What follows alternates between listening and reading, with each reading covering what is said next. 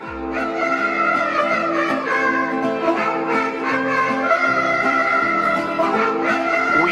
to build a wall, and it has to be built quickly.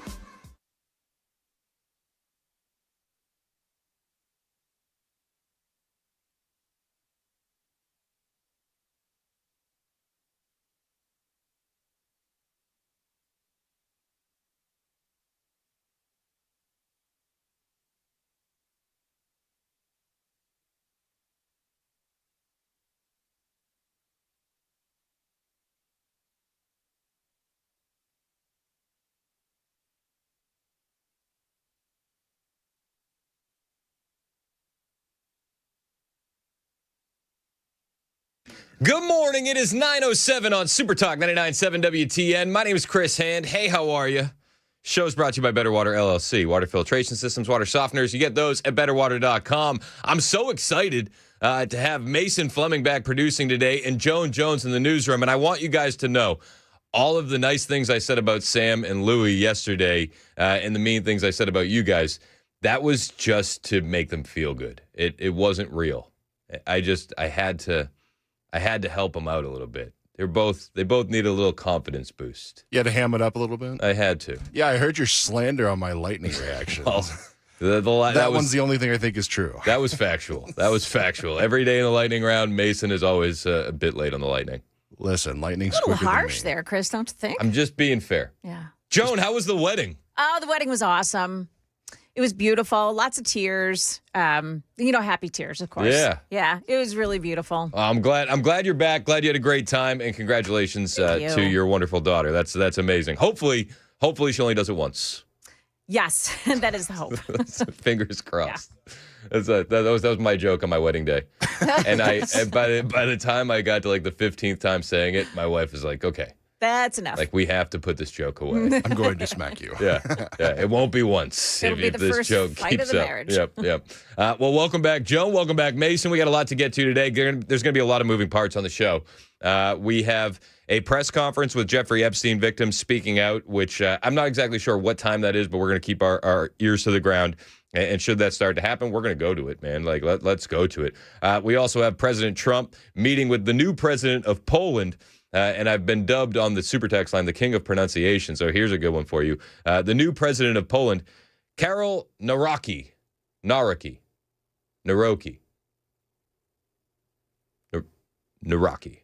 Yeah, I think that's it. I think that's it. Nailed it.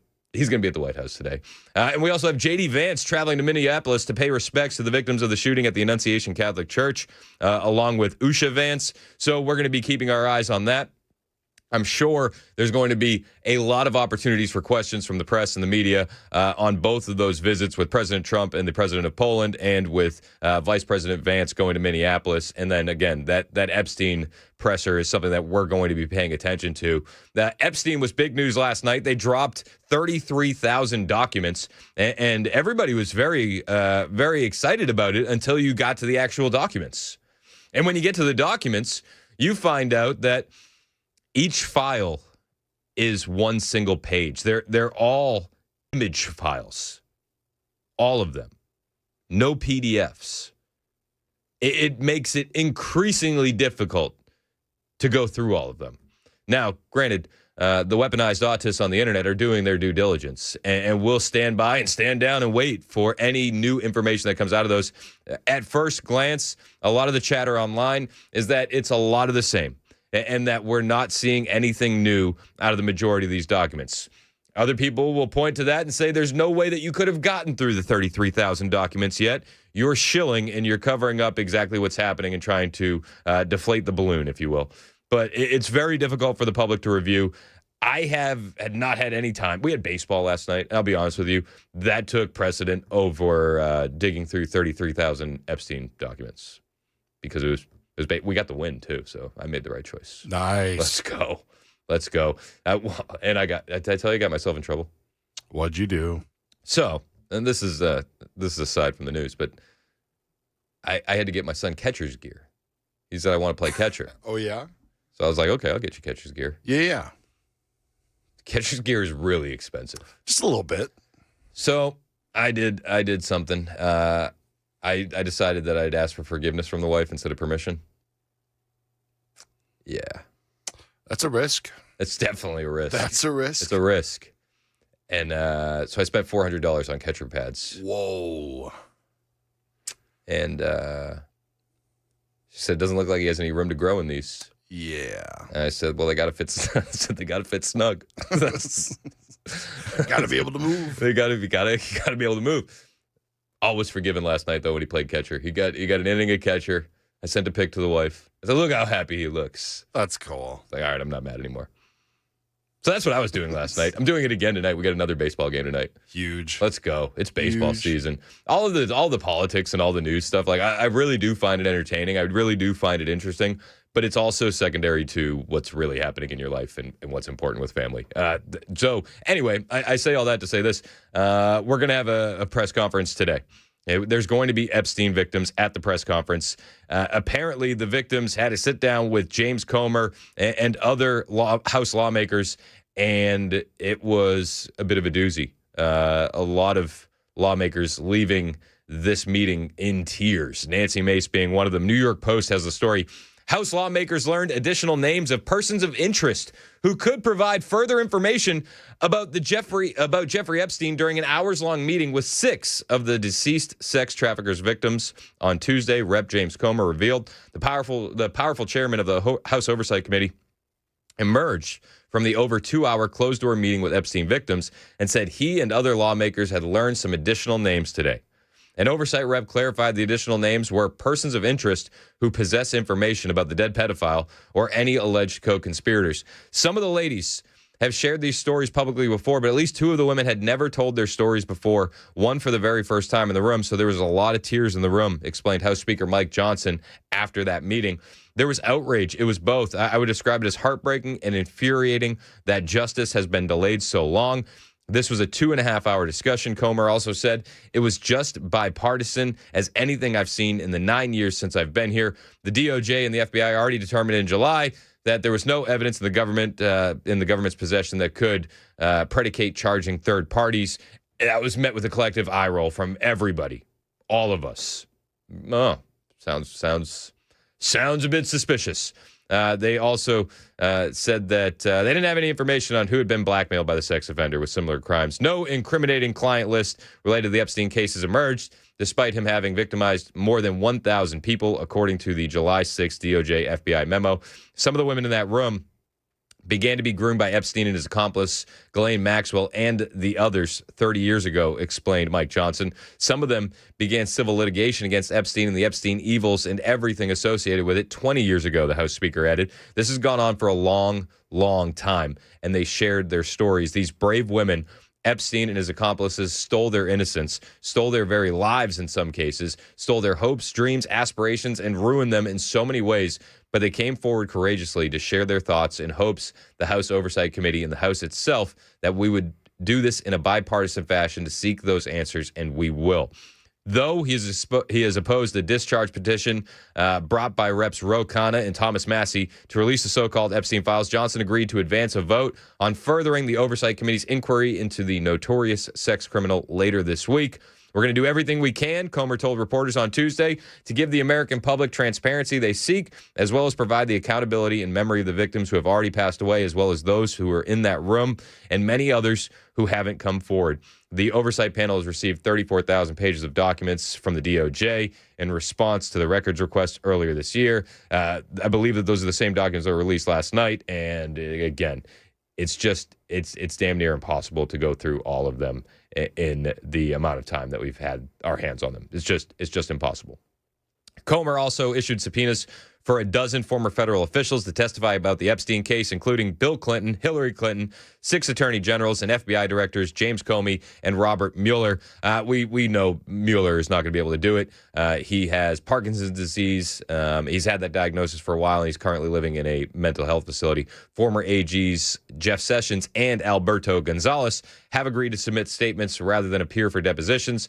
Only former Attorney General Bill Barr has testified, while ex-Miami U.S. Attorney Alex Acosta, who became involved with an earlier state-level prosecution involving Epstein in the mid-2000s, was most recently issued a subpoena for questioning.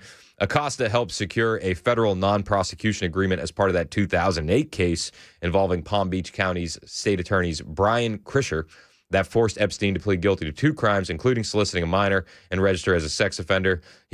Comer added at the end of this, the White House is working with us. We'll keep our eyes on everything that's happening on the Epstein front. It doesn't seem, again, like there's a ton of new information right now. But should new information become available, we'll bring it for you right here on Super Talk 99.7 WTN. And again, we'll keep our eyes to the ground, our ears to the ground as soon as that press conference kicks off, which I would imagine is going to be later on this afternoon after we get off the air. But we're going to cover it here on Super Talk. And if it happens after my show, we'll talk about it tomorrow as well. 615-737-9986 is the number to call if you want to weigh in on any of these topics.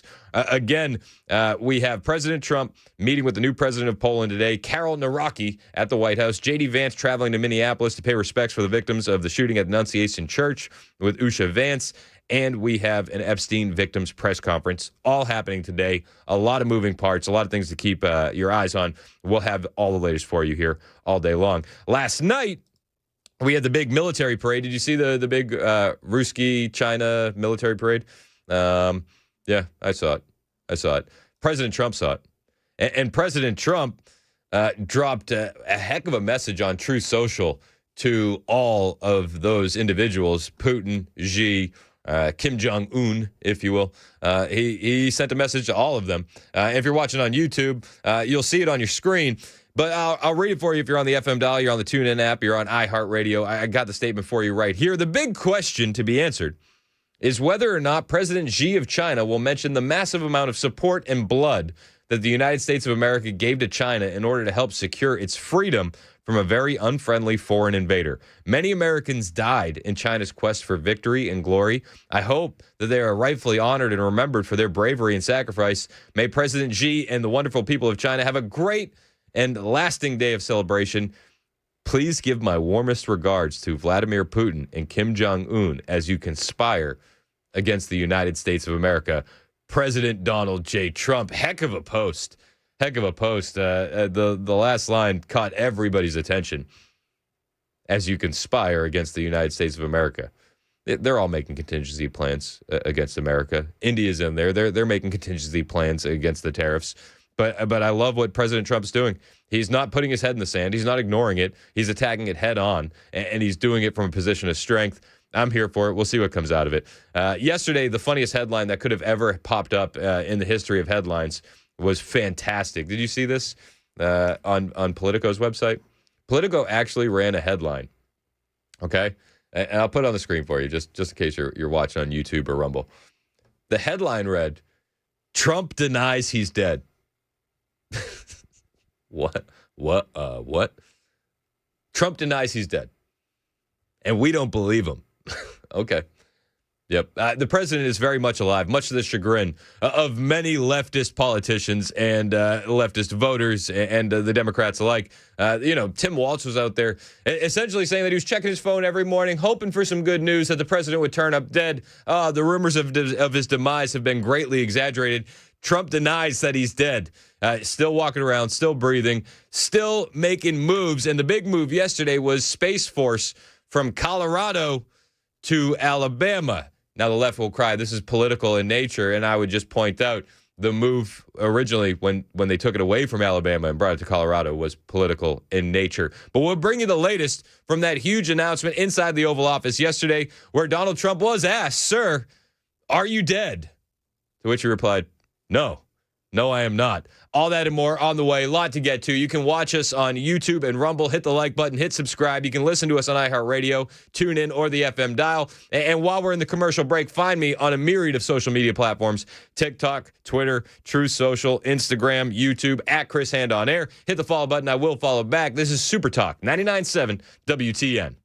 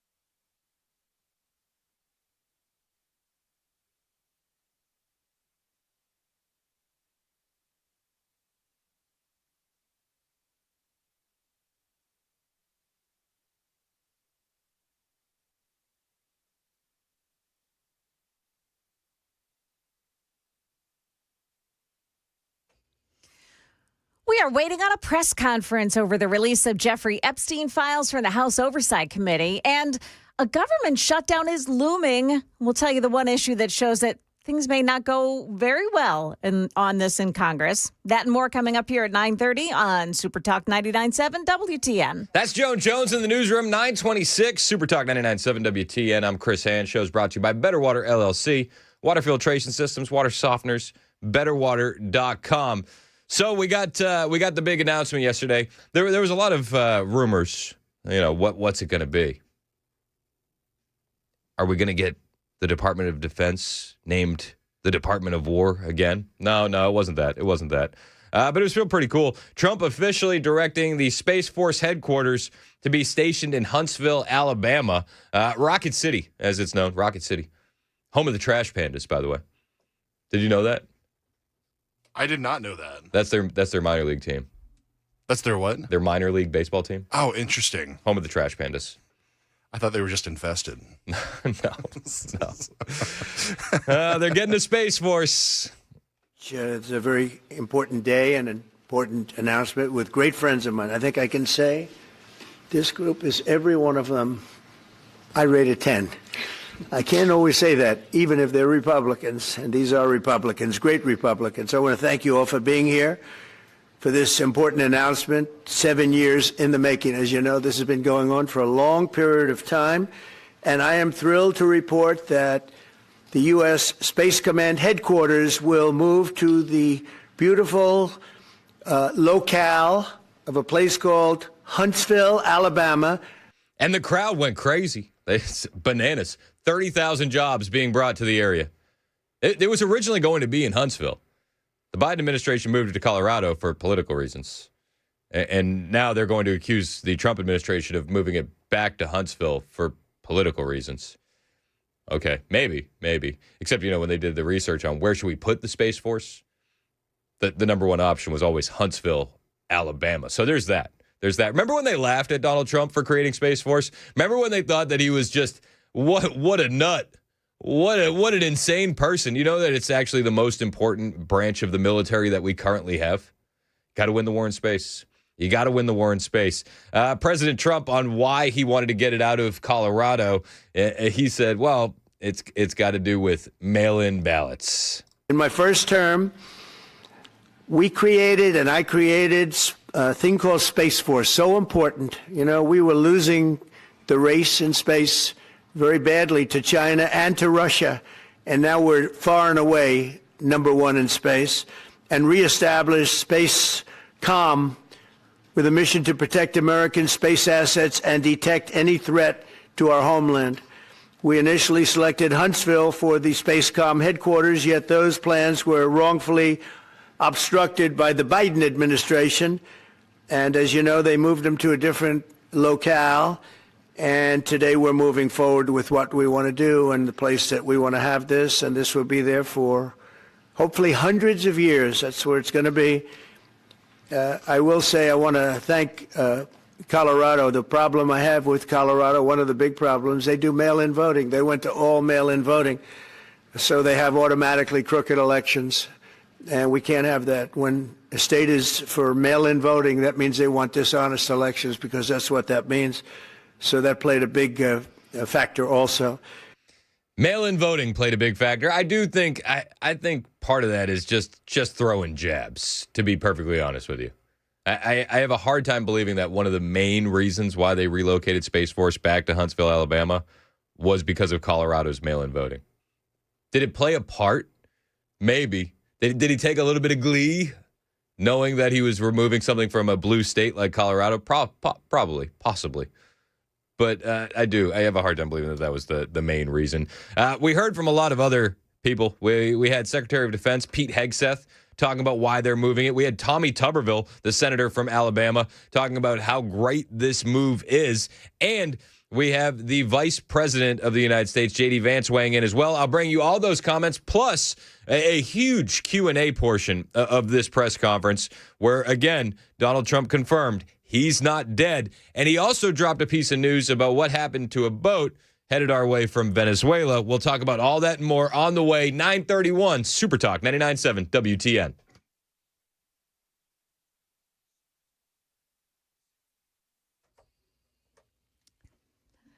Good morning. I'm Joan Jones with your top stories. In this morning, Kentucky Republican Congressman Thomas Massey still vowing to continue his efforts to force House Speaker Mike Johnson to release the full Epstein files. ABC's Jay O'Brien has more on his discharge petition. Late last night, 3 Republicans signing on to Massey's effort. That's a direct rebuke to President Trump, who's been clear he wants his party to move on from this issue. Massey telling me yesterday about President Trump that he thinks he can make this, quote, go away by telling people there's nothing there. But Massey saying this is, quote, bigger than President Trump. While a few Republicans have supported the petition, mostly Democrats have all signed on. A government shutdown looming now, and Congress must act to fund the government before October 1st, or the lights go out. But U.S. Tennessee Senator Bill Hagerty says that Democrats are promising to shut the government down before talks even begin because of another rescissions package that would prevent the funding of Democrat projects. For example, $500 million going to the United Nations for programs that actually work against America's interest. You've got funds going to global LGBTQ awareness, whatever that is, climate resistance in Honduras. It goes on and on. We're speaking on the Dan Manda show this morning. Democrats also want to restore payments to illegal aliens on Medicaid. Tennessee Attorney General Jonathan Skrmetti filing an appeal after a panel of judges overturned a couple of gun laws last week. Here's Channel 4's Alexandria Adams. One was a ban on guns in public parks, and the other was a law against carrying a gun with the intent to go armed. The AG argues that they, in fact, are constitutional. And he says the ruling goes too far. That is the latest news. Weather's up next. I'm Joan Jones, WTN News.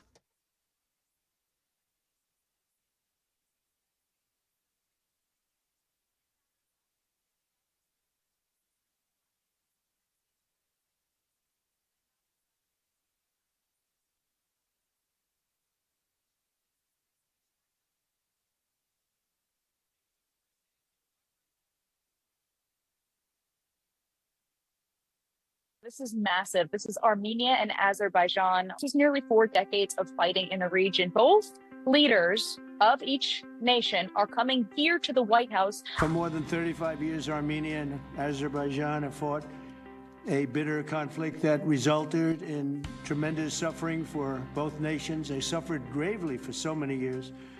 Many tried to find a resolution, including the European Union. The Russians worked very hard on it, never happened. Sleepy Joe Biden tried, but you know what happened there? He tried for probably 12 minutes and didn't work out. Have you seen this done with any other president, the way he's leveraging the economy and trade? Absolutely not. I mean, this is 7 peace deals in 7 months, and it's unbelievable. I mean, President Trump is the only guy who can come together and do it. He can do it right.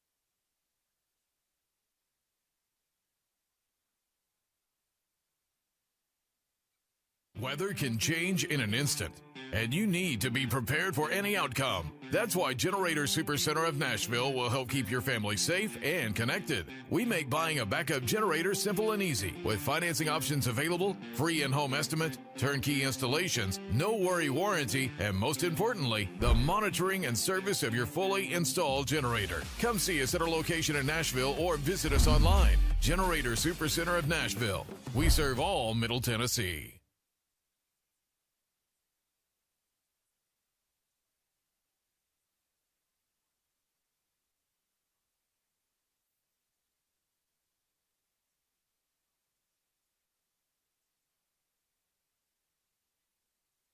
Did you see these people in Washington, D.C. and their stupid chant? Black Lives Matter! Black Lives Matter! Black Lives Matter! So here's why this is dumb. Because Donald Trump sending in the National Guard is to stop the murders.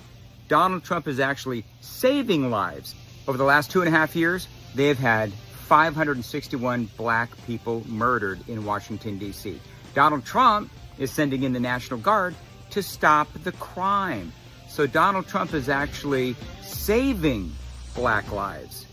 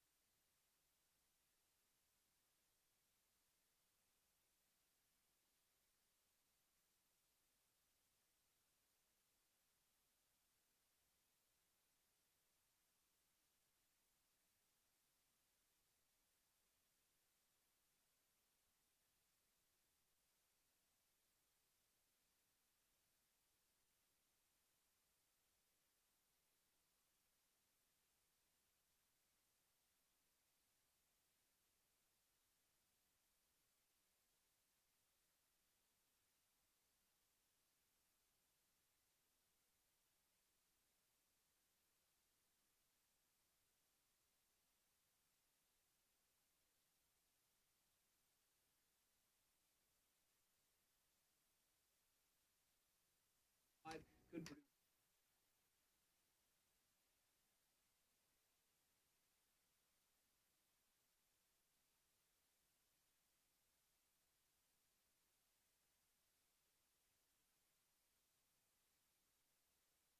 938 Super Talk 99.7 WTN. Hey, how are you? It's Chris Hand. Show's brought to you by our friends at Better Water LLC, water filtration systems, water softeners, betterwater.com. You can watch the show, YouTube and Rumble. Hit like, hit subscribe. Appreciate you guys jumping in the chat and keeping the conversation going online. You can also join the conversation on air, 615-737-9986. That's the number to text. That's the number to call. You can listen to us on iHeartRadio, TuneIn, and the FM dial. We appreciate you guys no matter how you're listening. There's a lot to get to today. We were talking about Space Force being moved. It's coming back to Alabama. No more Colorado. And people are pretty excited about it. Secretary of Defense Hegseth said that Biden moved it to Colorado intentionally. They'll claim that this is politics because of President Trump, but Hegseth says it was the last move was politics. Established the Space Force at a time when we knew we had to be looking to that domain of space. You also reestablished SpaceCom to ensure that priority was put in place, and you, through the Air Force, independently identified that Huntsville, Alabama was the right place to put it. For other reasons, in the next administration under Biden, they decided to move it somewhere else. Well, during that time, the DOD Inspector General, the Government Affairs Office, they did their own assessments. And where did they say SpaceCom should go? Huntsville, Alabama. So what you're doing today, Mr. President, is restoring it to precisely where it should be based on what the Space Force, the Air Force, your leadership believes will give us strategic advantage in the future.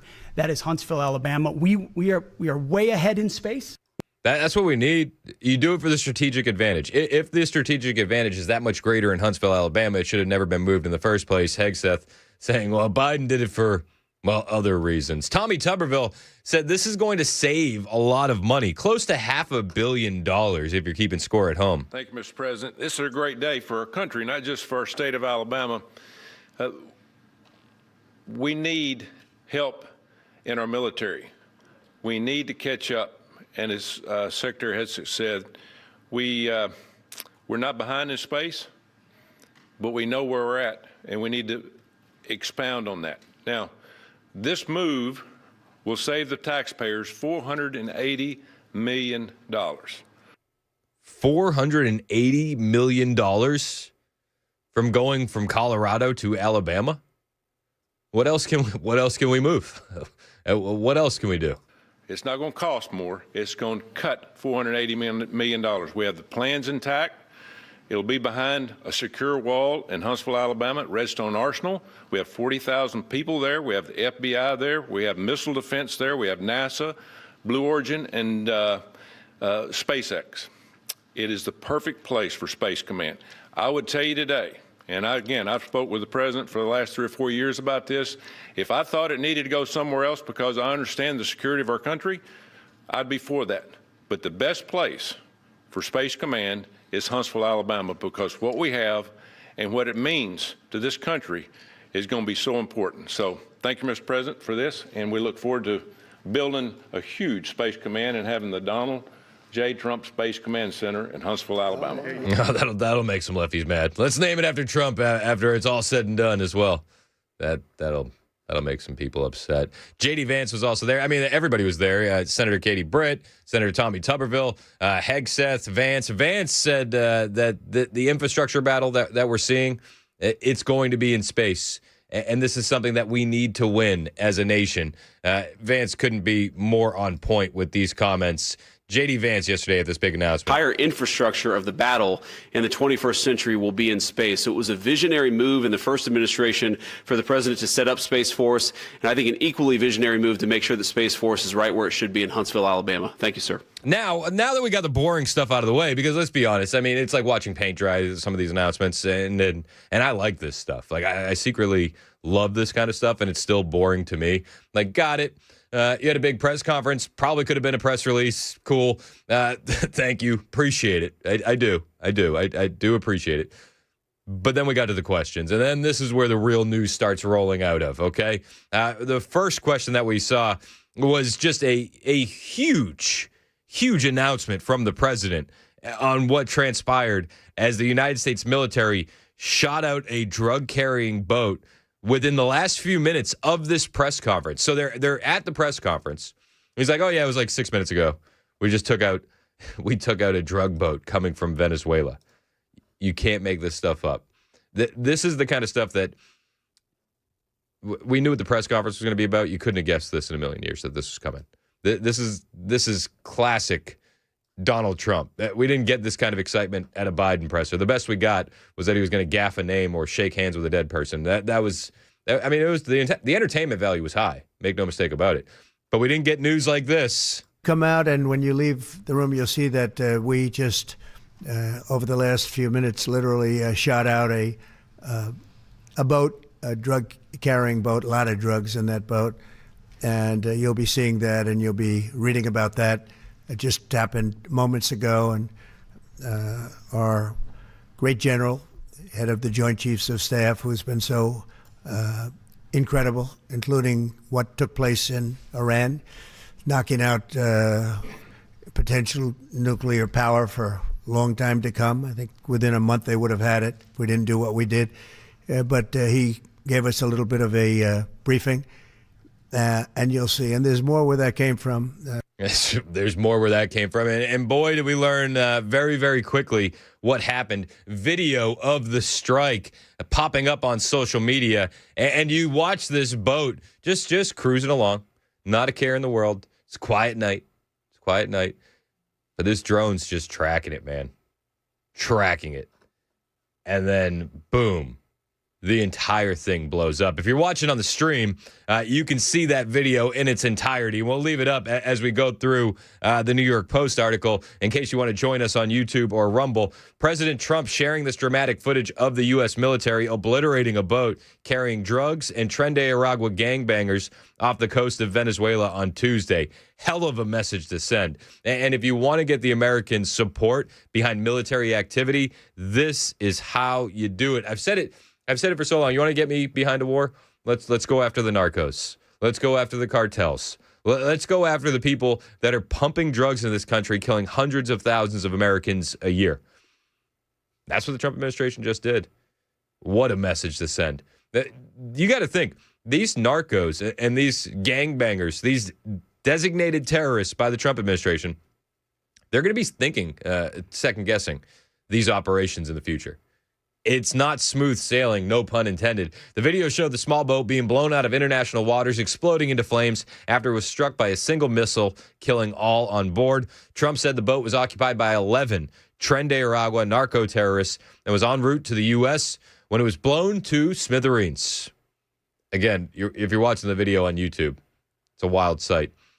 TDA is a designated foreign terrorist organization operating under the control of Nicolas Maduro, responsible for mass murder, drug trafficking, sex trafficking, and acts of violence and terror across the United States and the Western Hemisphere. Trump posted on Truth Social, no U.S. forces were harmed in this strike.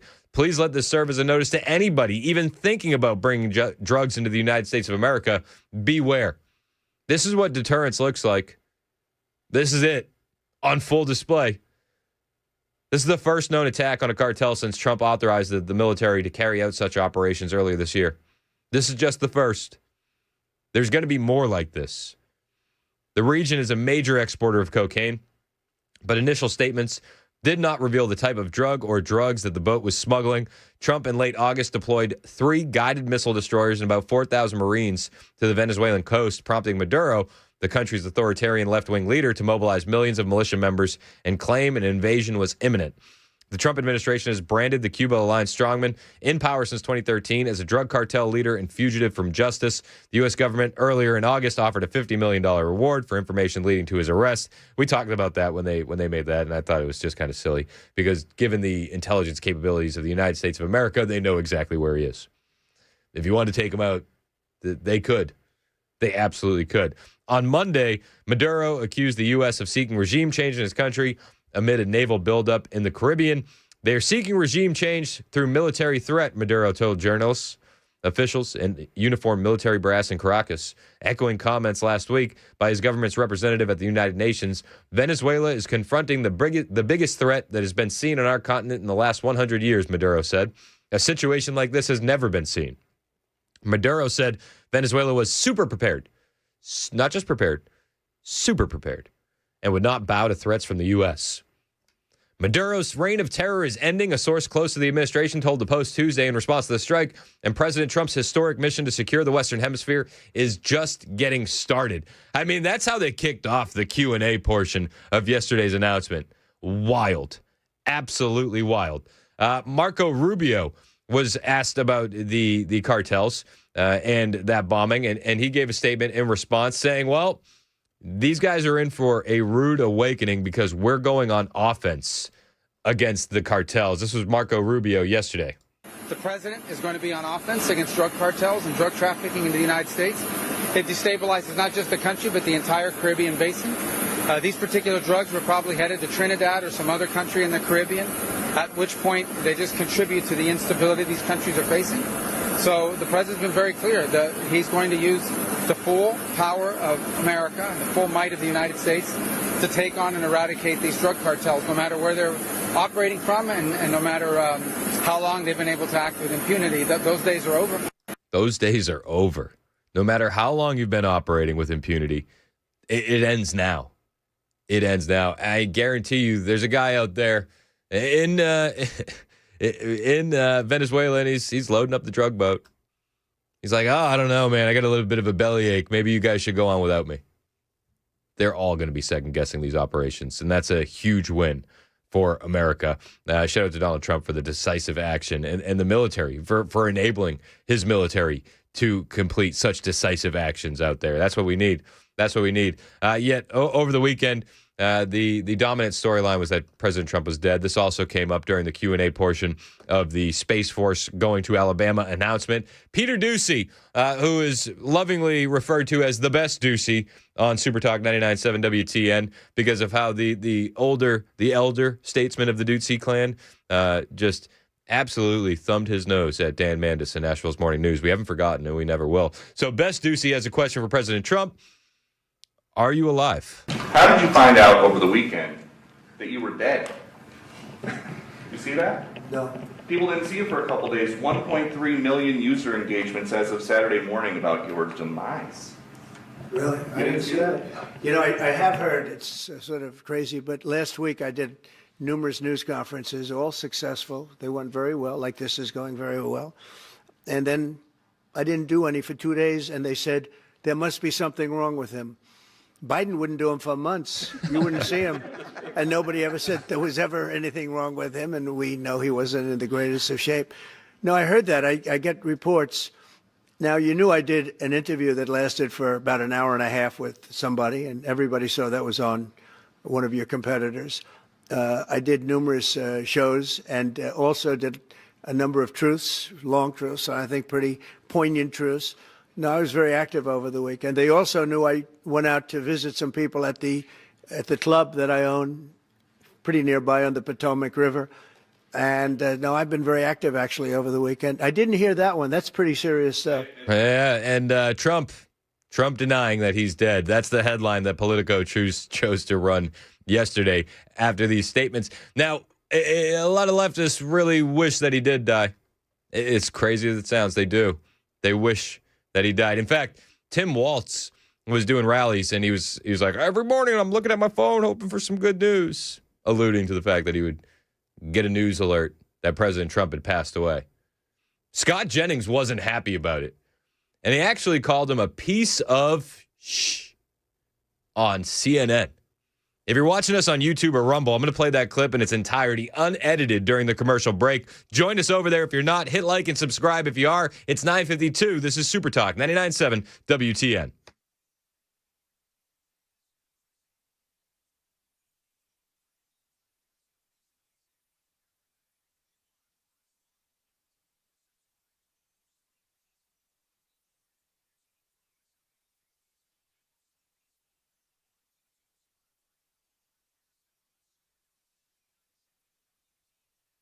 People like the podcast. They do. I can't. I don't know. I don't get it. I don't get it.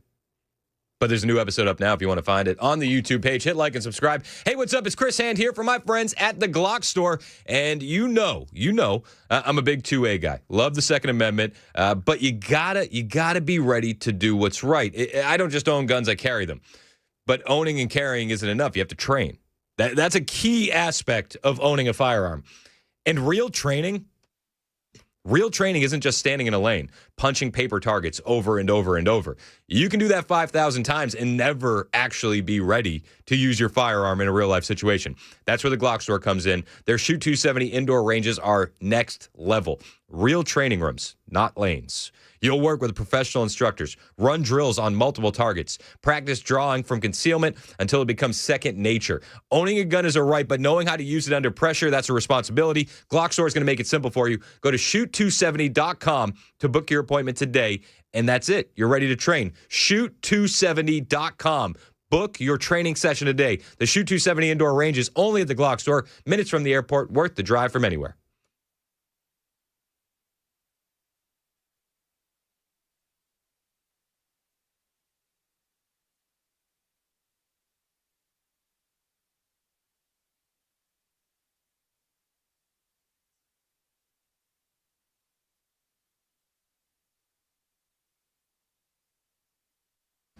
All right, we're back live on the stream. All right, so I told you Scott Jennings had this comment. He was very upset about Tim Walz and his statements, hoping that President Trump would die. So he was on CNN yesterday, and he called Tim Walz a piece of shit on live TV. And this is one of those things where, like, I could edit it for the air, but, like, you lose something with it. So I wanted to play it for you in its entirety here on the stream on YouTube and Rumble for you guys. Hit like, hit subscribe if you like the exclusive content. Much of Biden's presidency, hearing, Trump supporters, more MAGA influencers kind of documenting every day, oh, Biden stumbled on getting on the plane, or he walked a certain way, or he looked a certain way today. And now we're sort of seeing that flip on its head with Democrats taking that approach. And why did we have to document it? Because nobody else would. Facts. Facts. Thank you, Scott. You had an opportunity to ask the president today about this, and you did not. Why? Well, because when he got on the phone and sounded very much alive, I thought it would sound kind of stupid, frankly, to an Alaskan alive person if they were dead. But I'll tell you who is a complete piece of shit. I'm going to tell you right now. Let's go. Tim Walz, the governor of Minnesota, holding up a phone in front of a rally saying, well, we thought we were going to wake up and find out the president had died. Someday it'll happen. Someday it'll happen. I used to say he was the biggest buffoon in American politics, but it's worse now. No political official, no elected official should be walking around saying, well, Yeah, no official should be hoping for the death of the president of the United States. Yet Tim Walz, as Scott Jennings put it, notable piece of shit, did just that. We'll be back with more in a moment. Hang out with us. Appreciate you guys on the stream. Hit like, hit subscribe. Thank you so much.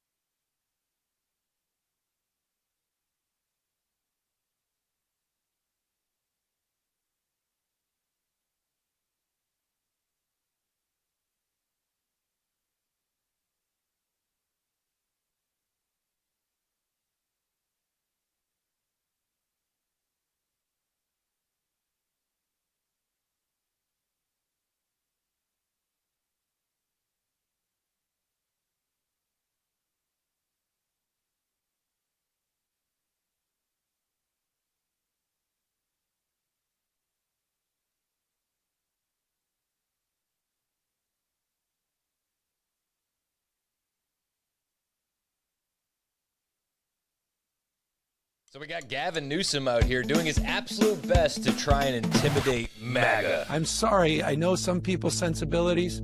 I respect and appreciate that. But right now, with all due respect, we're walking down a damn different path. We're fighting fire with fire. And we're going to punch these in the mouth. You know, it's funny. I can't think of one person that's actually intimidated by Gavin Newsom.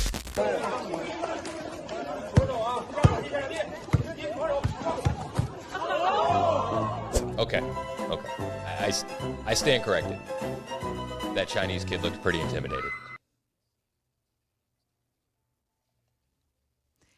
Up ahead, Metro Nashville police say they need your help identifying the thugs who attacked a group of people with guns. And Amazon is about to take away one of its perks for Prime subscribers.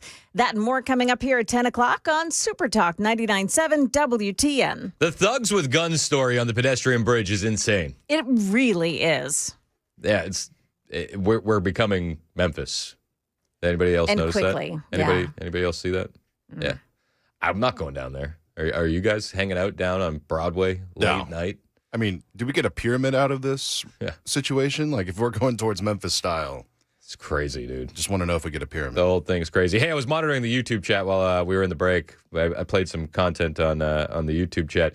DA in the chat. I listen, not a personal attack against DA in the chat. But he said, Chris is crazy to think this will change drug runners' minds. Talking about drug dealers getting blown up. I don't know. Maybe it won't change their minds.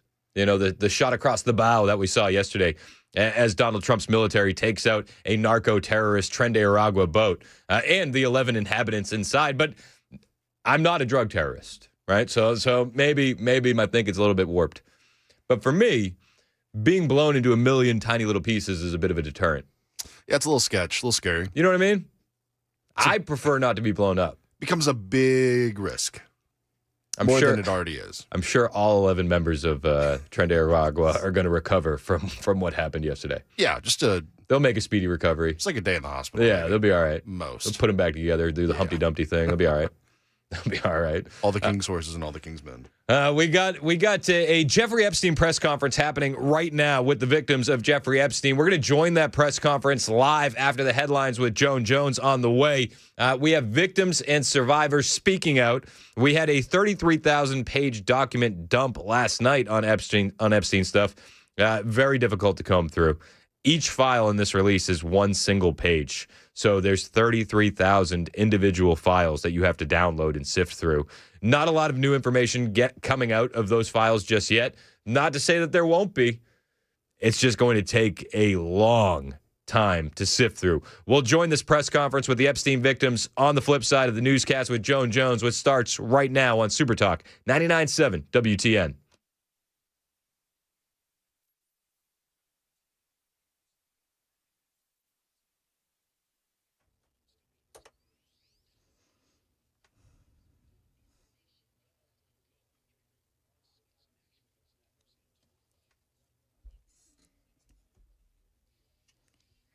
Good morning. I'm Joan Jones with your top stories. Well, the search is on for the 4 people who used guns to attack 3 people on the Siegenthaler pedestrian bridge early on Sunday morning. Here's Channel 4's Joylyn Bukovac. They pointed guns at the victims, and a rifle was even used to hit one in the face. He was rushed to the hospital, and then another victim was struck in the head, and a third was punched in the head. Now, these suspects were seen taking off in a gray Chrysler 300. Now, I did post the photos of the 3 suspects to my X account. You can find it at Joan Jones WTN. If you recognize these guys, you're being asked to call Nashville Crime Stoppers. Got some bad news for Amazon users. Starting October 1st, you'll no longer be able to share free shipping benefits with people outside of your household. Instead, Amazon's offering a program called Amazon Family that allows you to share Prime benefits with one other adult, but that person has to be at the same address as you. Everyone else must sign up for their own Prime membership.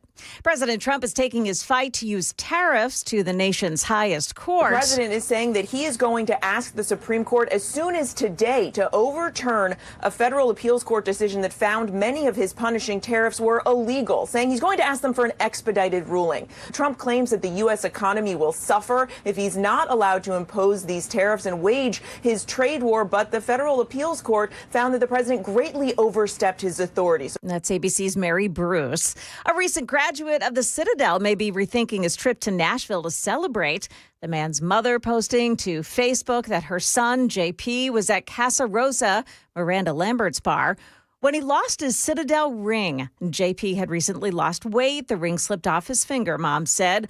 Mom's asking for prayers that it will be returned to our son. If you do come upon the ring, you're being asked to call Metro Police. And Jeffrey Epstein's survivors are speaking out in Washington, D.C. this morning. No new information has been released. However, survivors are taking to the microphone to applaud a so-called discharge petition brought by Congressman Thomas Massie that demands the release of all of the files related to Epstein. Annie Farmer is an Epstein survivor. From my conversations with women in these last few days and from all of the support that we've received, it's very clear to me that we are not going away, we are not going to be quiet, and we are not going to give up. And I ask the American public to stand with us and not give up. We'll bring more information as it becomes available from this press event. Right now, the Dow Jones Industrials down 65, the NASDAQ gaining 257. The S&P 500 index is up 36 points. That's the latest news. We've got your weather next. I'm Joan Jones, WTN News.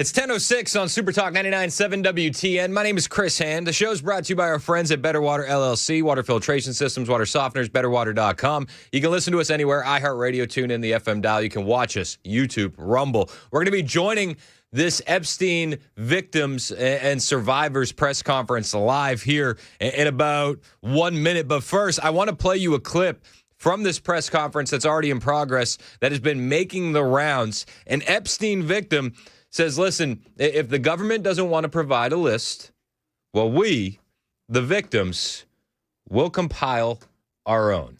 Transparency is justice. Release the files, end the secrecy, and stand with us in declaring that no one, no billionaires, no politicians, not world leaders, is above the law.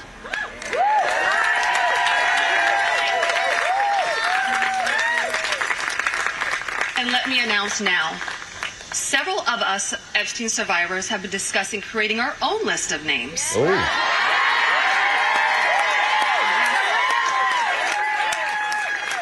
We know the names.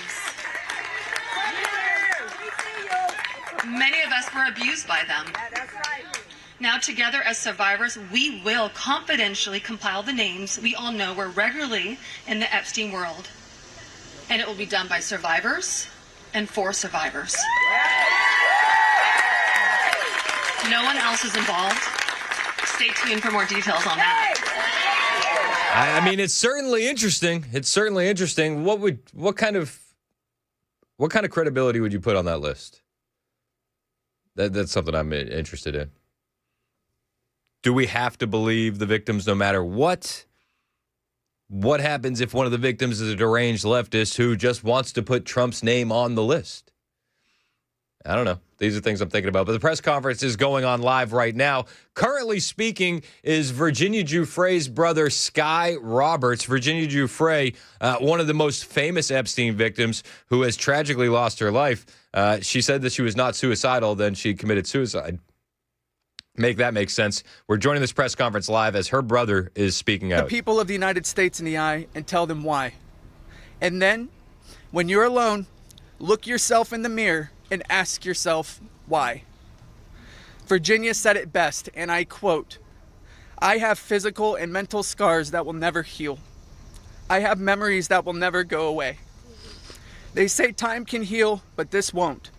Not until the justice system makes an example out of these people with so-called privileges. I just call it money. The only time I can begin to heal is when their freedom is taken from them, just like they did to me and literally thousands of other victims. The survivors of this horrific abuse are watching. The American people are watching. And history is watching. Which side will you be on?" Thank you. Again, that was Sky Roberts, the brother of Virginia Giuffre. And I noticed standing directly behind him over his left shoulder was defense attorney Bradley Edwards. He's the guy who represented 70 Epstein victims and said Donald Trump helped him with actionable information. When my friend brought me over to Jeffrey Epstein's house in Palm Beach in 2003, I had a terrible home life, but I was such an innocent kid then. I always did my best in school, and I had such a positive outlook on life. Until that day that I met Jeffrey, I have never been more scared in my life than I was that first time that he hurt me. I remember crying the entire way home, thinking about how I couldn't ever tell anyone about what actually happened in that house. This guy was so rich and had so many pictures with so many famous people, and no one would have ever believed me if I told them. I want to thank Congressman Rowe and Congressman Thomas Massey for having me here today. It was really hard for me to find my voice and to become strong enough to speak about my abuse. I didn't come forward until 2019, and even then it was like I was afraid of a ghost.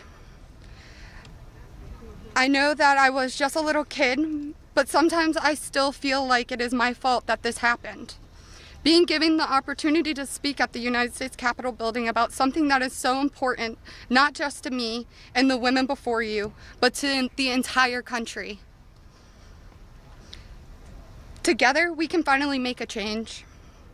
And that is thanks to the people like these two congressmen and their teams who actually care about the victims. If you are a member of Congress and you are listening to all of us speak here today, please really listen to us. Please vote for this bill to be passed. Please recognize how important it is for transparency relating to Jeffrey Epstein. Whether you are a Democrat or a Republican, this does not matter. This is not about sides. You are an American and you are a person who has chosen to serve in an elected position to stand up for those you represent who cannot always stand up for themselves. We are those people. We are the Americans that you promised to protect. And we need your help. Please, President Trump, pass this bill and help us. Make us feel like our voices are finally being heard. Thank you.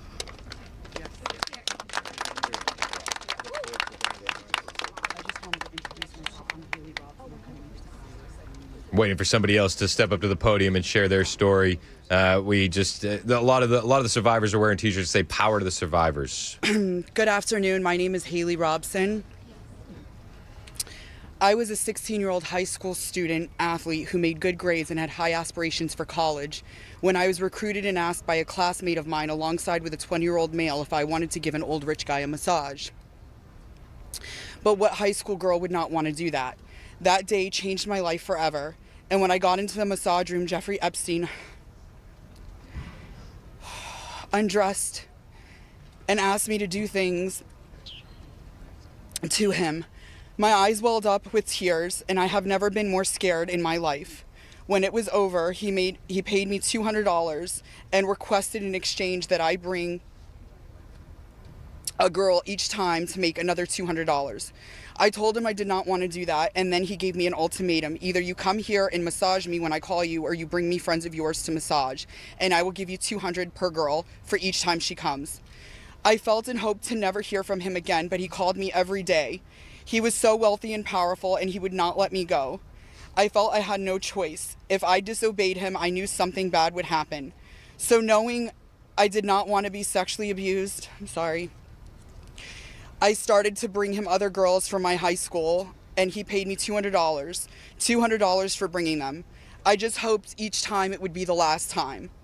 One day, the stepmom of one of the girls brought him and called the police on Jeffrey Epstein. The police then called me in for questioning. I had told them the truth despite the fact that I was a teenager and a minor, and I was able to tell the police the names of all the other victims. The police treated me like a criminal. I had, by this time, had turned 18. I had been with Jeffrey since I was 16 and for 2 years. So they had told me So they told me I was going to be arrested. My name was then distributed to the press as a co-conspirator of my abuser, who I detested. My entire world was crashing in around me, and I started being threatened and bullied, till this day still receiving death threats. Awful. I was singled out and for many years had to suffer a smear campaign of lies about me because of the way that I was portrayed by the press. The press made me out to be a predator when I was just a 16-year-old little girl who was sexually abused by a powerful man and an evil man. For years, I had no friends. My boyfriend was murdered, and there was nowhere to turn. The government, after investigating more, learned that I was true a victim, but the damage was done and it was too late. There was no way to undo the harm the press had caused me.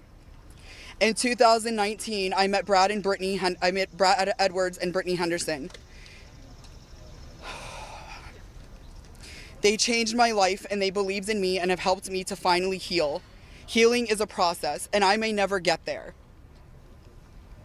But the passage of this bill requiring the government to produce all the evidence that it has gathered on Jeffrey Epstein and Ghislaine Maxwell is a huge component of healing for me and for the many other women who have suffered for so long.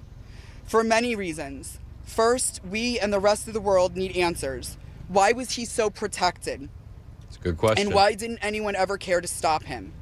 It doesn't take a brain surgeon to know that if he is spending thousands of dollars a day paying high school girls he abuses and had a lot of access to cash. I learned through my attorneys in the JP Morgan class action case that there were years when his staff withdrew over $1 million in cash a year. Was that not a big enough red flag? There were wire transfers to other victims, and the government did not protect us. The banks did not protect us. So lift the curtain on these files and be transparent. Every single time a new conspiracy gets circulated in the media, whether he is still alive, what powerful person had him murdered, who was on the Epstein client list, and there are names going around on TikTok and Instagram, we, the survivors, are suffering severely. We take our kids to school and everyone is talking about it. We can't read the news or do anything without hearing crazy stories that are only able to live on because the government continues to hide the evidence and the truth. So people just make up stories. Those stories hurt. They hurt real people who have already been hurt. And we have lost so many Epstein victims to suicide, and maintaining the real truth and secrecy only allows for conspiracy theorists to tell lies that drives up our anxiety and fears and will continue to lead to more pain, more suffering, and honestly, more deaths of innocent victims. It's time you do is right by us. Unseal all the documents. We are requesting transparency, and I am requesting every congressman and woman that goes against this bill be outed. I want to know. Thank you. Now, one of the things that, if you're not watching on the stream, you didn't see because you didn't have the video element, she was shaking throughout that entire statement, trying to read it off of her phone and steadying her phone with two hands to be able to read the statement. Really powerful. Of a award-nominated podcast called From Now On, a platform supporting survivors. I want to thank all of my survivor sisters who came before me today. I'll be very short. In the year 2000, I was taken to Jeffrey Epstein's island while on a photo shoot on a nearby island. Who I saw and what I experienced there was a glimpse into a very dark and disturbing world. For years after, I tried to avoid Jeffrey, but he had introduced me to Katie Ford, the owner of the Ford Modeling Agency. Epstein's reach went to the very top of fashion, arts, and entertainment. This did not just happen to underage girls in Florida. In New York City, hundreds of young, ambitious women were abused by him. Epstein was not just a serial predator, he was an international human trafficker. And many around him knew, many participated, and many profited. And yet, he was protected. So I stand here today for every woman who has been silenced, exploited, and dismissed. We are not asking for pity. We are here demanding accountability, and I'm demanding justice. Congress must choose. Will you continue to protect predators, or will you finally protect survivors? And also, I would like to announce here today, us Epstein survivors have been discussing creating our own list. We know the names. Many of us were abused by them. Now, together as survivors, we will confidentially compile the names we all know, who were regularly in the Epstein world. And it will be done by survivors and for survivors. No one else is involved. Stay tuned for more details. I think that does it for the Epstein press conference. My one thing that does bug me is that why wouldn't you just start naming names right there, right now? You got the eyes of the world on you. You're on CNN, MSNBC, Fox News. Every news channel is covering this. Why don't you just start naming names? I guess maybe I'm wrong for thinking that, and correct me if there's a better reason that I'm not seeing on the text line or the phone line, 615-737-9986. But why wouldn't you just start naming names? You got everybody's attention. I would have. We got another victim speaking here. Let's join this back. A person I trusted, someone I thought was a friend, invited me to meet a powerful woman who could help advance my career. That woman happened to be Ghislaine Maxwell. I was asked to give her a massage, though I had almost no experience, and when I did, she praised me and promised introductions to someone enormously powerful, someone who could change the course of my life, and that man was Jeffrey Epstein. At first, I was an excited young woman on top of the world. Epstein flew me to his private island. He listened to my dreams, promised to help, but his promises came with a catch. The abuse began. He told me to keep it secret. He manipulated me with quid pro quo I did not consent to, but I felt I had no one to turn to. He was too powerful. I was just one of the many young women trapped in his orbit. I was even taken on a trip to Africa with former President Bill Clinton and other notable figures. In those moments, I realized how powerless I was. If I spoke out, who would believe me? Who would protect me? Epstein himself was the most powerful leader of our country. Epstein surrounded himself, with the most powerful leaders of our country and the world. He abused not only me, but countless others, and everyone seemed to look away. The truth is, Epstein had a free pass. He bragged about his powerful friends, including our current president, Donald Trump. There's another name. It was his biggest brag, actually. Oh, okay.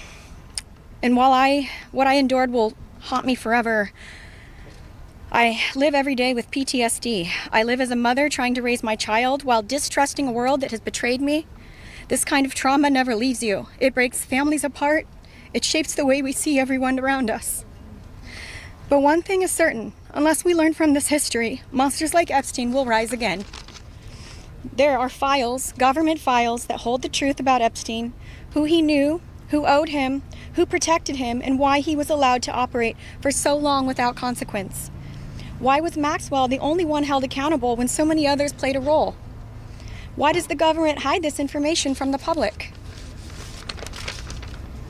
This secrecy is not protection, it's complicity.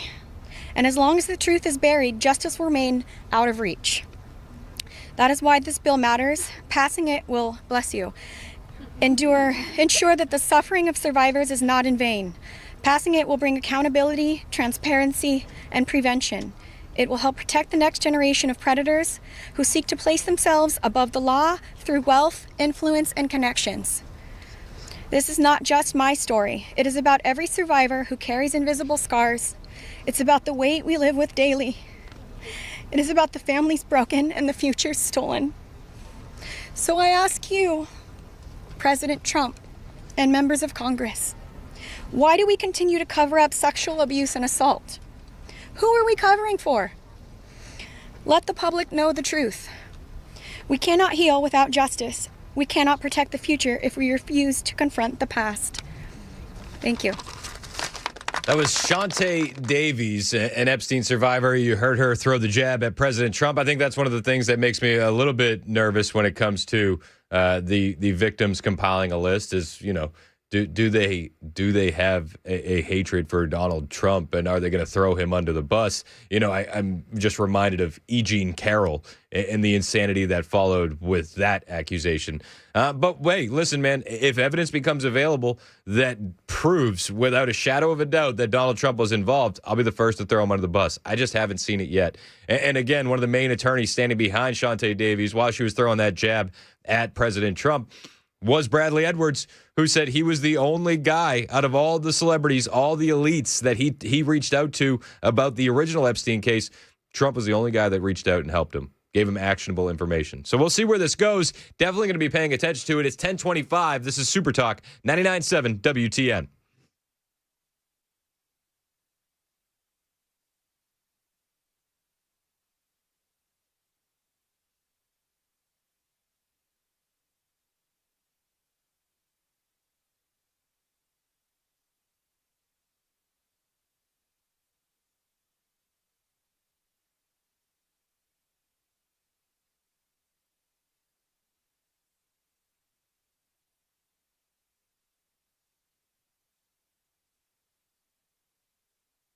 Hey, what's up? It's Chris Hand here, and I want to tell you about my friends at Busy Bee Plumbing, Heating, and Cooling. I've used them in my own home. I use them in my own home, and I can honestly say they make things easy, affordable, and dependable. Right now, they have their best prices of the year event, so the savings are buzzing. Here's what I love. If you refer a neighbor, both of you are going to get a $50 credit when you schedule HVAC maintenance. That's a win-win. And since it's National Grandparents' Day this month, if you're a Beehive Club member, you can gift a free membership to your grandparents. That's Busy Bee's way of honoring family. I think that's pretty cool. If you need a new HVAC unit, every purchase is going to come with a free 5-year labor warranty. That's a huge peace of mind. And here's my favorite deal. With any HVAC repair or maintenance, Busy Bee will give you a free dryer vent cleaning. That's going to protect your home and help your system breathe easier at no extra cost. You need to call the pros at Busy Bee Plumbing, Heating, and Cooling. That's what I did. You should do it too. Call Busy Bee today, 615-775-7833. That's 615-775-7833, or find them online, busybeehvac.com.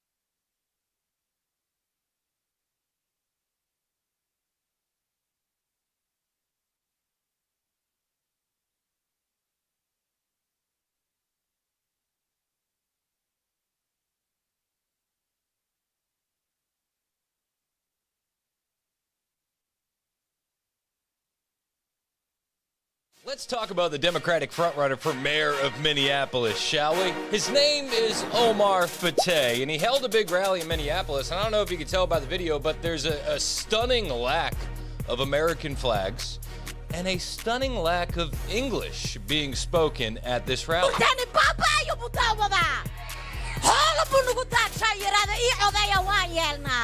Now, the reason Omar is the frontrunner is because the last mayor, Jacob Frey, wasn't woke enough. As for cooperation with ICE, the answer is no. This is a guy who actually cried at George Floyd's golden casket. Still not woke enough. Now, the uproar online led to some great questions from one Charlie Kirk. I want to know what you think about it in the comments. Charlie says, how are these people bettering America? Does it look like these people in Minneapolis are assimilating to American culture? And then we have to ask a very important question. What is an American?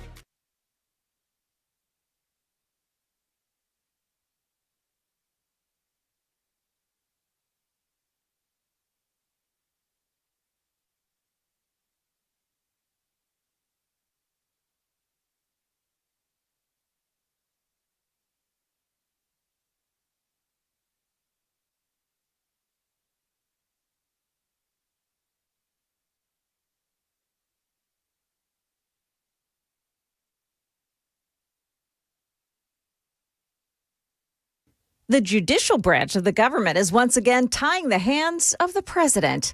And Metro Police found the guy they suspected had been trying to break into cars last night, but they didn't find his clothes. We've got that and more coming up here at 10:30 on Super Talk 99.7 WTN. Maybe that's what he was breaking into cars looking for. Looking for an extra pair of pants. I would. I mean, yeah, pants are kind of important. They're essential. Especially walking around the streets. You could say that pants are essential. Joan Jones coming up with the headlines. It's Super Talk 99.7 WTN. My name is Chris Hand. We're talking about this Epstein press conference. Mita in Nashville. What's up? How are you? I'm doing very well. Thank you, Chris, for taking my call, and also just being humble enough to say, here's my thoughts, but I'd like to hear your thoughts. I am a licensed professional counselor here in West Nashville. Been doing this for many years, and I've seen and counseled a lot of victims, certainly not at the level of the Epstein saga, if you will, but often victims feel powerless. They feel scared. They feel that whoever abused them has more power than them, and they don't know the implications of coming forward, meaning physically, emotionally, etc. So when we're talking about these young ladies that are coming forward in this press conference, we don't know how old they are. I'm sure that they do. I didn't watch the press conference. I'm just listening as I was driving. Yep. You know, do they have children? Do they have daughters? Where do they live? The tentacles of the Epstein power and control and whoever else is involved and was involved, you know, can that reach back to them for speaking up and saying, hey, ABC123, these are the individuals that did it. So I think there's still a lot of fear. There's a lot of trauma still that they're having to work through, and it's not as clear cut as seemingly it would be. Hey, just drop the names and let us all know. They're going through their own private hell and healing process, and oftentimes victims will not come forward, even at a local level, for decades. Yeah. Hey, I think that's a fair assessment, and I appreciate your input. Thank you. Yeah, it's 10:31. This is Super Talk 99.7 WTN.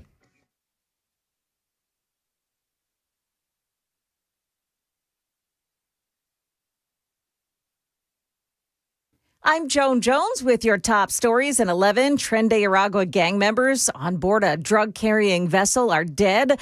The target of a U.S. airstrike. ABC's Lionel Moisey. Secretary of State Marco Rubio, heading to Mexico and Ecuador to focus on immigration and crime, was asked whether more attacks like this are expected. No one should be surprised. That's why they're there on a counter-drug mission, and they're going to continue to operate. As far as specifics and future operations, I have to refer you to the Pentagon on that. Observers saying the move could be an attempt to undermine Maduro's regime, hurting profits from the drug trade. Venezuelan dictator Nicolas Maduro has threatened to respond with an armed fight. Deporting those Trinidad members who make it to the shores of the U.S. just got a little tougher. A federal appeals court ruling against President Trump's use of the Alien Enemies Act, which allowed the president to remove citizens of an enemy country during an invasion or predatory incursion. Well, the court found there's no invasion or incursion. The Trump administration has already deported hundreds of accused Trinidad gang members earlier this year, sending them to the Supermax prison in El Salvador. And a man arrested last night in downtown Nashville as he was trying to break into vehicles. News 2's Peyton Kennedy tells us he had been driving a car that crashed not far away. The search found marijuana, cocaine, and 2 pistols inside the vehicle. And about 20 minutes later, authorities say they were alerted to a man running around Ewing Street naked, attempting to get into people's vehicles. Officers detained the man, who they say is a convicted felon. They did not release that man's name. That's the latest news. We've got weather up next. I'm Joan Jones, WTN News.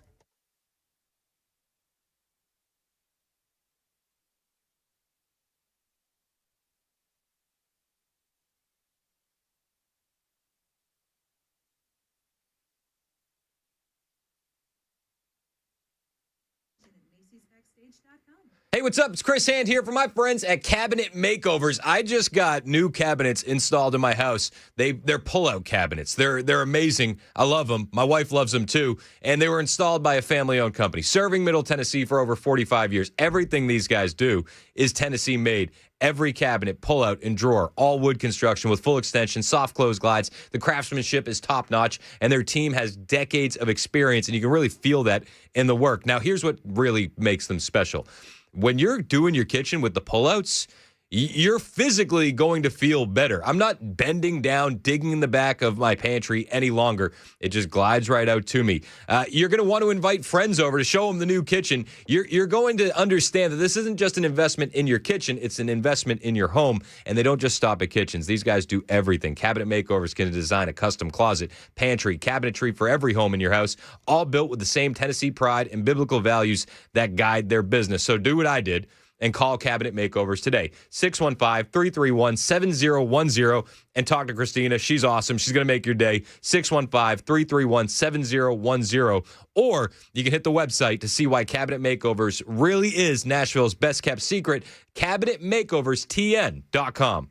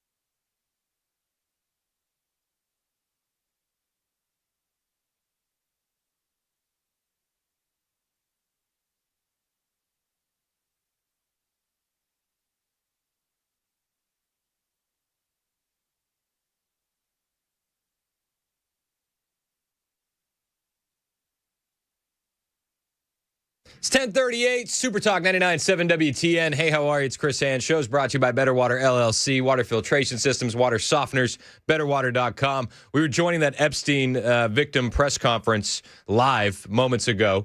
A lot of crazy information coming out. The victims are going to compile their own list. I do have some fears about what that looks like. Interested to see what it looks like, though, at the end of the day. 615-737-9986 if you want to join the conversation. Let's go to James on the road. James, what's up, man? Thanks for holding. How are you? Hey, bud, real quick, I got a few things. One, has anybody noticed that, I think it was last week, they come out with this picture of Bill Clinton. He's on a respirator. He's got people helping him from the vehicle and all that. And, you know, it happened about the time all this stuff started coming out. Wonder why. I did not see that picture. I'll find it. Yeah, I got it now. Yep, he's shadowed by a defibrillator team. Yeah, all right. But you know, one thing, and I've kind of made some people upset when I say this. Okay. And listen, any man, Donald Trump, it doesn't matter. That takes away from a woman what's hers to give. As far as I'm concerned, he ought to be put in prison for murder because he removed something that's that lady's.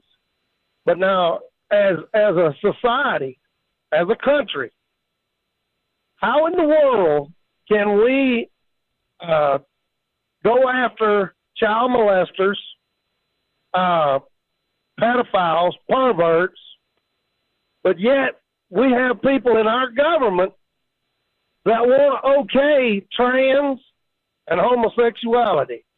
Now, that might piss off a bunch of people, but that's fact. Hey, listen, mental disease is mental disease. If you're living your life based on biblical values, those are values that you hold. I mean, I don't think that you might piss off some people, but I think the majority of this audience are going to agree with you. That's just me. Hey, James, I appreciate the call as always. 615-737-9986. Let's go to Steve on the road. What's up, Steve? Hey, Chris. Hey, thanks for taking my call, man. Yeah, just trying to, you know, and I've seen the tapes. I've seen the interviews that they put out about Epstein for a long time ago. Let me just say, man, in no way, I'm probably going to stir up the hornet's nest here a little bit with this comment, but in no way am I trying to defend Epstein or anybody that's in this line of work that do this to these young women. But also you have to ask yourself, at what point how many of these girls, I don't want to say thinking of the younger girls because surely the younger girls were victimized, but how many of these girls were actually victims that nobody ever heard anything from until Epstein was captured and caught and then goes down? A lot of these girls were just kind of doing this, I guess, so to speak. I don't know. I mean, I guess, but I guess on the flip side of that, and I get where you're coming from, but I guess on the flip side of that, I could say they were fearful and they felt like they couldn't come forward until Epstein was taken down. I agree with that, but also the one girl that and she's also in the Epstein tapes. The one girl that is actually bringing other girls to him. I mean that. It sounds awful. That's not fear. That's money, and that's. You hope you don't get caught at some point. But what I'm trying to get at is, okay, if these girls are going to be able to get together, this is what I'm scared about. Like with you, when you say they could bring out Trump's name or something, all this should be done individually through courts, through lawyers, and through, psychiatrists and psychologists. If you allow all these young women and now grown women to just all get together in a room and one of them is leading the ideas of, oh, well, what about this guy? Let's talk about this guy. Let's do this guy. That is going to be a problem. And anything that they talk about and discuss, if that does happen, it does need to be supervised through people within the courts, within the law system, within lawyers, because that could become a monster that just starts picking people's name out of a hat and they just start running out and grabbing people that you never know. Yeah, hey, I totally get. I get where you're coming from, and I share some of the same concerns. Appreciate the call. Let's go to Brian in Charlotte. What's up, Brian? Hey, what's going on? What do you got, man? What are your thoughts? Oh, well, my thoughts are, we got 10,000 pages on JFK, and we still don't know who shot JFK. This is a big nothing burger, and the Democrats are already going to muddy the water with whatever they're going to throw in there.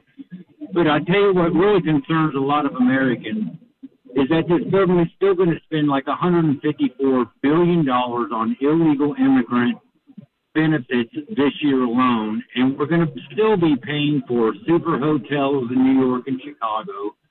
And right here in Tennessee, what really sticks in my craw with all this noise that's going on, these here today, gone tomorrow, knee-jerk headlines that we'll never get any answer for, is if you go down to T-Dot, and if you did not graduate high school, you will not get a job. But if you're an illegal, you'll get a job and on-the-job training. That still goes on today. It's been the same thing for the last 12 years. Hey, Brian, I get where you're at, man, and I understand, and I appreciate the call, 615-737-9986. That being said, I do think that this is some pretty big news. We've never had a gathering of Epstein victims giving a press conference like this ever. We've never had anything like this. We've never seen anything like this. The press conference is still going on. They're taking questions from the press now. We're going to rejoin it live. Back from Todd Blanche, because does he even have the facts to be able to push back on her? Yeah. We could sit there and push back. Why didn't we get to attend that?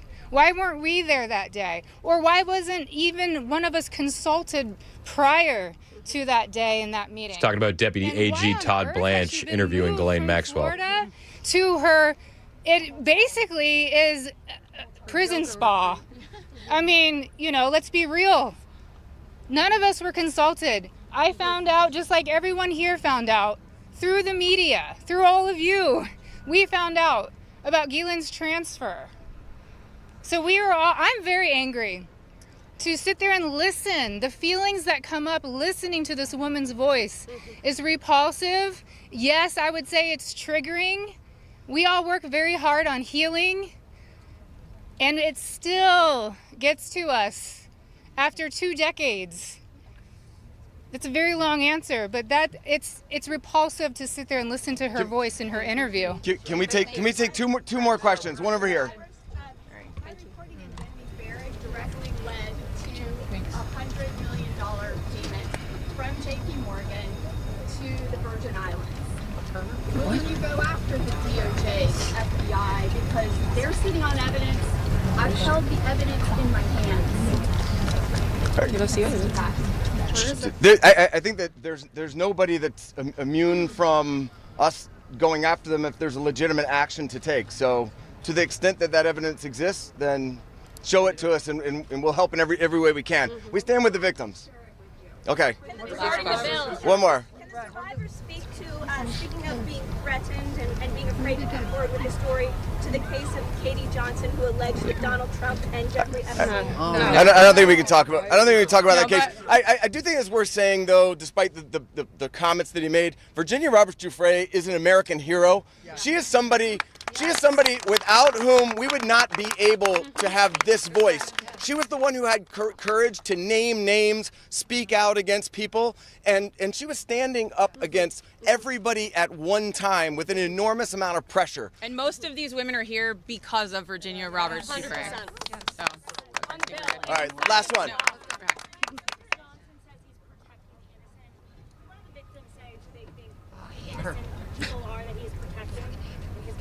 Clearly not us. I don't think that anybody knows, but I can tell you that in the oversight committee meeting yesterday, they indicated that they were all for transparency, releasing the files, and asked us to hold them accountable. Isn't that right? Yes. They said hold them accountable, so we intend to hold them accountable. That's up to them. We're going to show them where to go with it, and as long as they're doing their job, they should. I'm going to turn it back over to Bill Connor. Thank you. So that kind of does it for the press conference, the Q&A portion of it. The defense attorney that you heard speaking there was Bradley Edwards. And Bradley Edwards, I make this comment all the time when people are like, you don't think Trump's on the list? You don't think he's implicated? I don't. And it goes back to Bradley Edwards and what he said many, many years ago at this point. He was doing an interview on the street, with a street reporter, and he was talking about Donald Trump and about Epstein and the connections there. Was there any connections there? This is back during the first term of the Trump administration, and Bradley Edwards, who was speaking at this press conference, said that the only individual who helped him when it came to the 70-plus Epstein victims that he was representing, the only celebrity, the only member of the elite who answered his phone calls and gave him actionable information was Donald J. Trump. This is that clip. Current president has had relationships with Epstein in the past, and there are those Katie Johnson and maybe other victims who have accused Trump of being involved in things like this. In my experience, Trump supporters will not listen to anything along those lines. Obviously, we're not a court of law here right now, but are those claims, though that case was dropped, it was dropped before it went to court. In your opinion as a lawyer and your experience, is there anything you can say as to the validity of those claims, or whether or not there will be any more about that? Nothing at all. The only thing that I can say about President Trump is that he is the only person who, in 2009, when I served a lot of subpoenas on a lot of people, or at least gave notice to some pretty connected people that I wanted to talk to them, he is the only person who picked up the phone and said, "Let's just talk. I'll give you as much time as you want. I'll tell you what you need to know," and was very helpful in the information that he gave, and gave no indication whatsoever that he was involved in anything untoward whatsoever, but had good information that checked out and that helped us, and that we didn't have to take a deposition of him. That was in 2009? That was in 2009. I mean, I always lean back on this video when people say, you don't think Trump's involved? No, I don't. I don't think he's implicated. And I do reserve the right to allow new information to change my mind. And I'm happy to go after anybody who is involved in this at any level. I don't think that there should be any sacred cows, whether it's Donald Trump or it's Bill Clinton. You should be held accountable if you participated in this. It makes me a little nervous when I hear that Epstein victims are going to compile their own list, and I'll tell you why. How many of those are political activists? I'm just asking. It makes me wonder. It makes me wonder. I have a little bit of hesitation. Very interested to see it at the exact same time. Would love to see it. Sign me up. But I'm curious what that list looks like. You know, they did say, the Epstein victims, that they're going to compile their own list. We'll wait and see what that looks like. We got a lot more to cover here today on the show. Again, President Trump is welcoming the president of Poland into the Oval Office today. Usha and J.D. Vance are heading down to Minneapolis to give prayers to the victims of the Annunciation Catholic Church shooting. We'll have all that for you on the way. Plus, we got a lot of other things to talk about. There's so much going on. Donald Trump had a bunch of questions yesterday in the Oval Office when he was making the Alabama move for Space Force Command. One of the questions that was asked about him was crime in major cities. And Donald Trump didn't hold back. We got all that for you and more on the way. It's 10:51. This is Super Talk 99.7 WTN.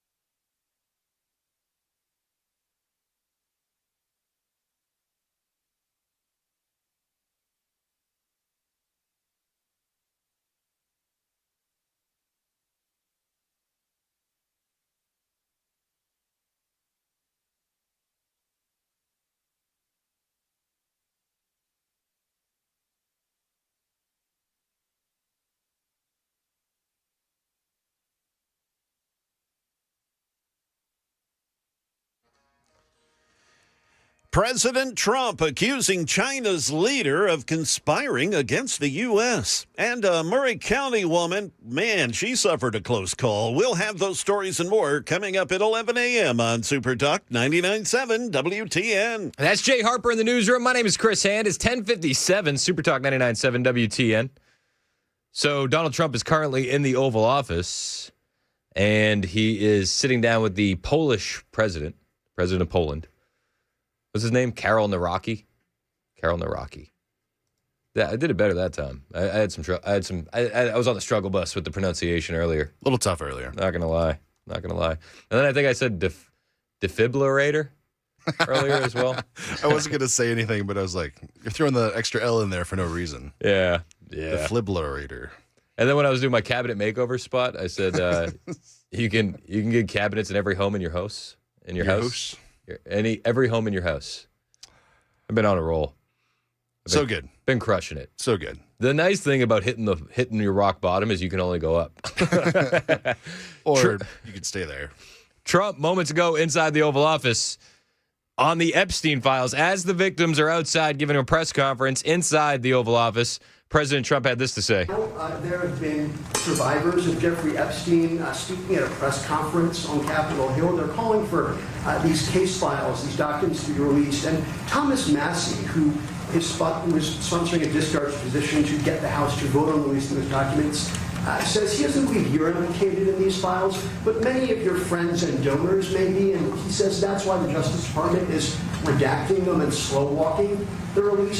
Is the Justice Department protecting any friends or donors, sir? So this is a Democrat hoax that never ends. You know, it reminds me a little of the Kennedy situation. We gave him everything over and over again, more and more and more, and nobody's ever satisfied. From what I understand, I could check, but from what I understand, thousands of pages of documents have been given. But it's really a Democrat hoax because they're trying to get people to talk about something that's totally irrelevant to the success that we've had as a nation since I've been president. Even if you look at D.C. right now. So again, calling it a hoax. I wish he would clarify those comments or just stop using the word hoax. I don't think anything about the Epstein situation is a hoax. If you want to talk about how the media has done things, a la the birthday card, like, yes, you can make the argument that that's a hoax. You want to talk about the overabundance of interest from Democrats now that they think they can use this as a weapon to bludgeon Donald Trump. Yeah, that's a hoax. That's a hoax. But the actual core of the issue, there's no hoax about it. I wish someone would talk to him about that messaging. At least he didn't disown us this time. That's nice. We're making forward motion. You know, we're moving the chains at least a little bit. So that's good. That's good.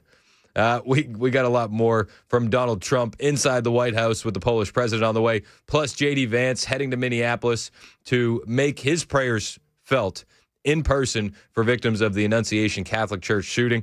We got a lot on the way, a lot of moving parts, a lot of balls in the air. We're gonna juggle them as best we can right here on Super Talk 99.7 WTN.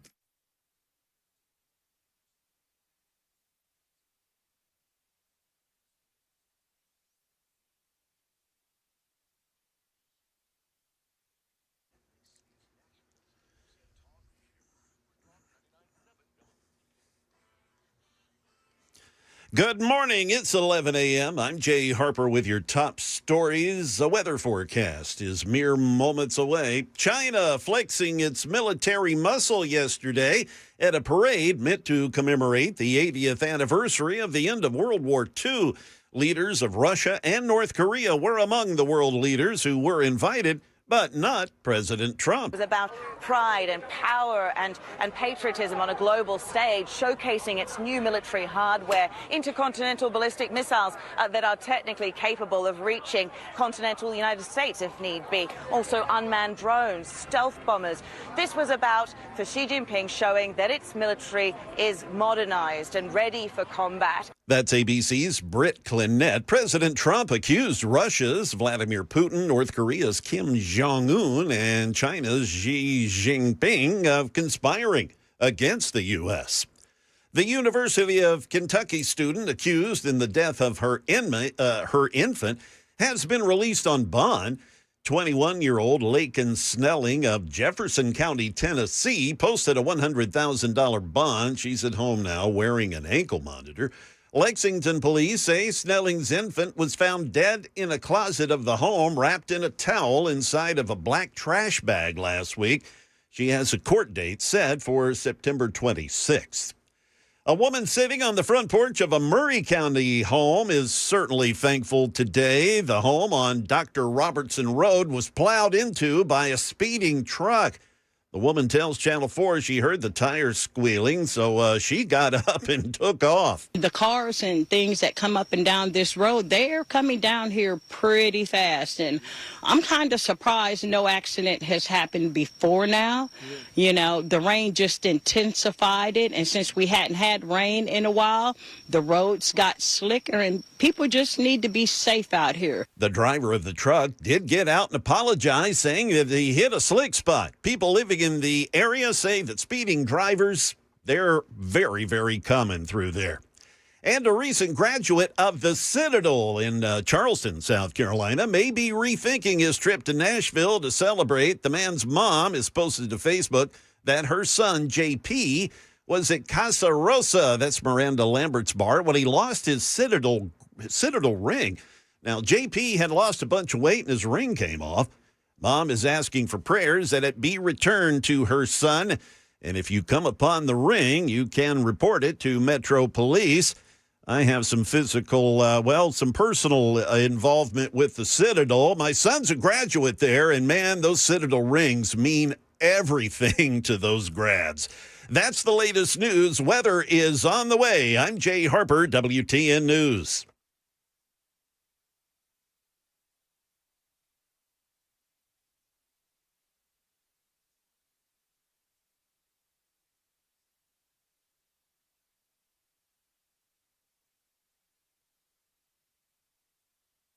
I'm Pastor Alan Jackson, and I'm excited to invite you to join me for my brand new show on Super Talk 99.7 WTN.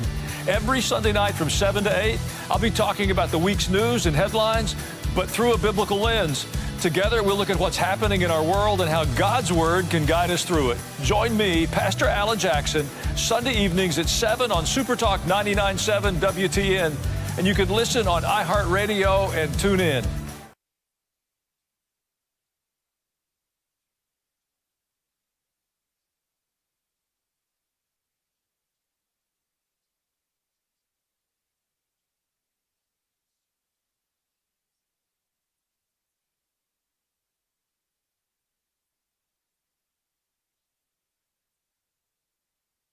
So Trump announced today he's federalizing D.C. police to put an end to violent crime in Washington, D.C. Naturally, leftists are losing their mind and completely unhinged. We believe there is a better way to protect us all. One that respects rights to build trust and keep our communities truly safe, and that is fascism-free. Free of what? That is fascism-free. Fascism-free? Fascism-free. Oh, okay, hang on one second. Hey, Brooks, come here. F-A-S-C-I-S-M.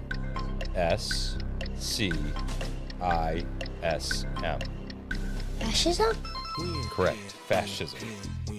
I didn't mean to turn this into an ad for homeschooling versus public schooling, yet here we are. Maybe she should have proofread that.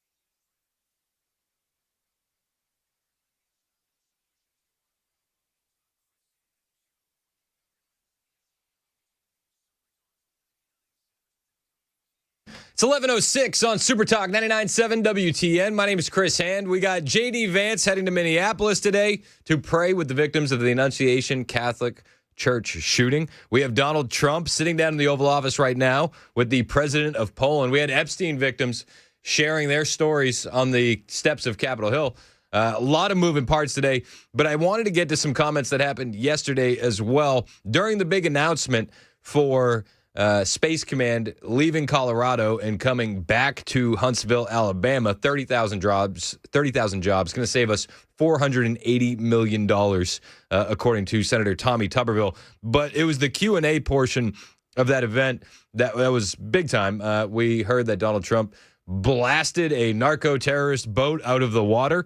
Shout out to Tren de Aragua. And the other piece of news was that he was saying we are definitely going into Chicago. We talked about this yesterday, sending the National Guard into Chicago and how they're already staging at, I believe it was, what was the name of the base? I'm drawing a blank on the base, but it's in near the Great Lakes in Michigan. In Chicago, Lake Michigan. They're already staging. The National Guard is getting ready for a ramp up in operations. Donald Trump said it's not a matter of if, it's a matter of when. Lined up on Chicago, though? Well, we're going in. I didn't say when. We're going in. When you lose, look, I have an obligation. This isn't a political thing. I have an obligation. When we lose, when 20 people are killed over the last 2.5 weeks, and 75 are shot with bullets. So let me tell you a little story about a place called D.C., District of Columbia, right here where we are. It's now a safe zone. We have no crime.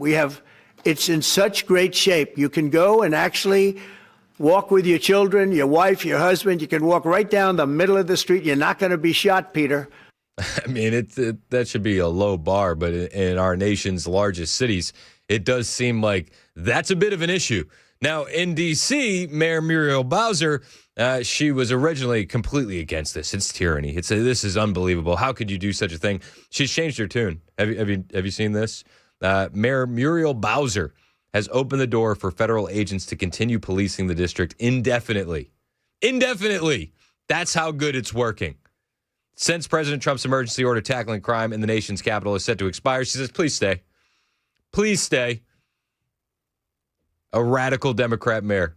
Please, sir, we need more troops. Bowser issued an order on Tuesday requiring local law enforcement to cooperate with their federal counterparts to the maximum extent allowable by law within the district, the Washington Post reported. The order has no expiration date. She signed the directive just 3 weeks after Trump called in troops to clean up the Capitol streets and before the president's federal takeover of D.C.'s local police force is set to expire next week after 30 days is up. She doesn't want him to leave. Why would you? You want to be the mayor of the safest big city in America? Then let Donald Trump keep doing his thing. Or you can go back to Chicago-level crime, if that's what you'd prefer. And a lot of individuals from Chicago, in and out of Chicago, they would prefer that for Chicago. Not, DC's fixed. We got that cleaned up. But Chicago, they really want the crime to keep continuing. Former Chicago Mayor Lori Lightfoot says that this is a manufactured crisis in the city of Chicago. Manufactured crisis. 54 people shot over Labor Day weekend. 8 died. Manufactured. If he comes to Chicago, he's going to be in court. And he's going to be sued by the state, he's going to be sued by the city, and I believe that there will be private interests that also sue him. This is not about violent crime, and I don't think we should pretend that this manufactured crisis and his attempt to provoke people in Chicago is legitimate exercise of power. It is not. Oh, thank you, ma'am. Sir, ma'am. Thank you. A manufactured crisis. Hey, you know how you lost your coveted mayor position in Chicago? Because the guy that came in after you, Brandon Johnson, campaigned on ending crime in Chicago. This was in 2023, before Trump had taken office for his second term. While he was campaigning for mayor, Brandon Johnson agreed that there was way too much crime in Chicago, and he said he was the guy to clean it up. This is in 2023, while campaigning for mayor against Lori Lightfoot. We can actually solve crime in the city of Chicago with my plan. Yeah, except the plan didn't work. And now Mayor Brandon Johnson is saying, actually, this is all Trump's fault. We will never be able to end gun violence in Chicago as long as the president continues to allow tens of thousands of guns to be trafficked into our state and our city. All right, cool. I thought you had a plan. I thought he had a plan. No plan. Oh, weird. President Trump was taking questions on this left and right yesterday during the presser after the announcement on Space Command, and he was just roasting liberals, left and right. This is the president yesterday on Chicago. Governor of Illinois would call me up. I would love to do it. Now, we're going to do it anyway. We have the right to do it because I have an obligation to protect this country. And that includes Baltimore. I saw where Governor Moore was asking me to take a walk down the street of Baltimore. Well, Baltimore is a very unsafe place. It's rated number 4 in the city, one of the most unsafe places anywhere in the world. But, we took care. This was a beautiful thing that happened in Washington because we showed that it could be done. And this wasn't just sending big, strong guys, and they are big and they are strong. We had a great decision from the Supreme Court that had to do with sort of talent. It had to do with you are put down based on merit. You can hire based on merit.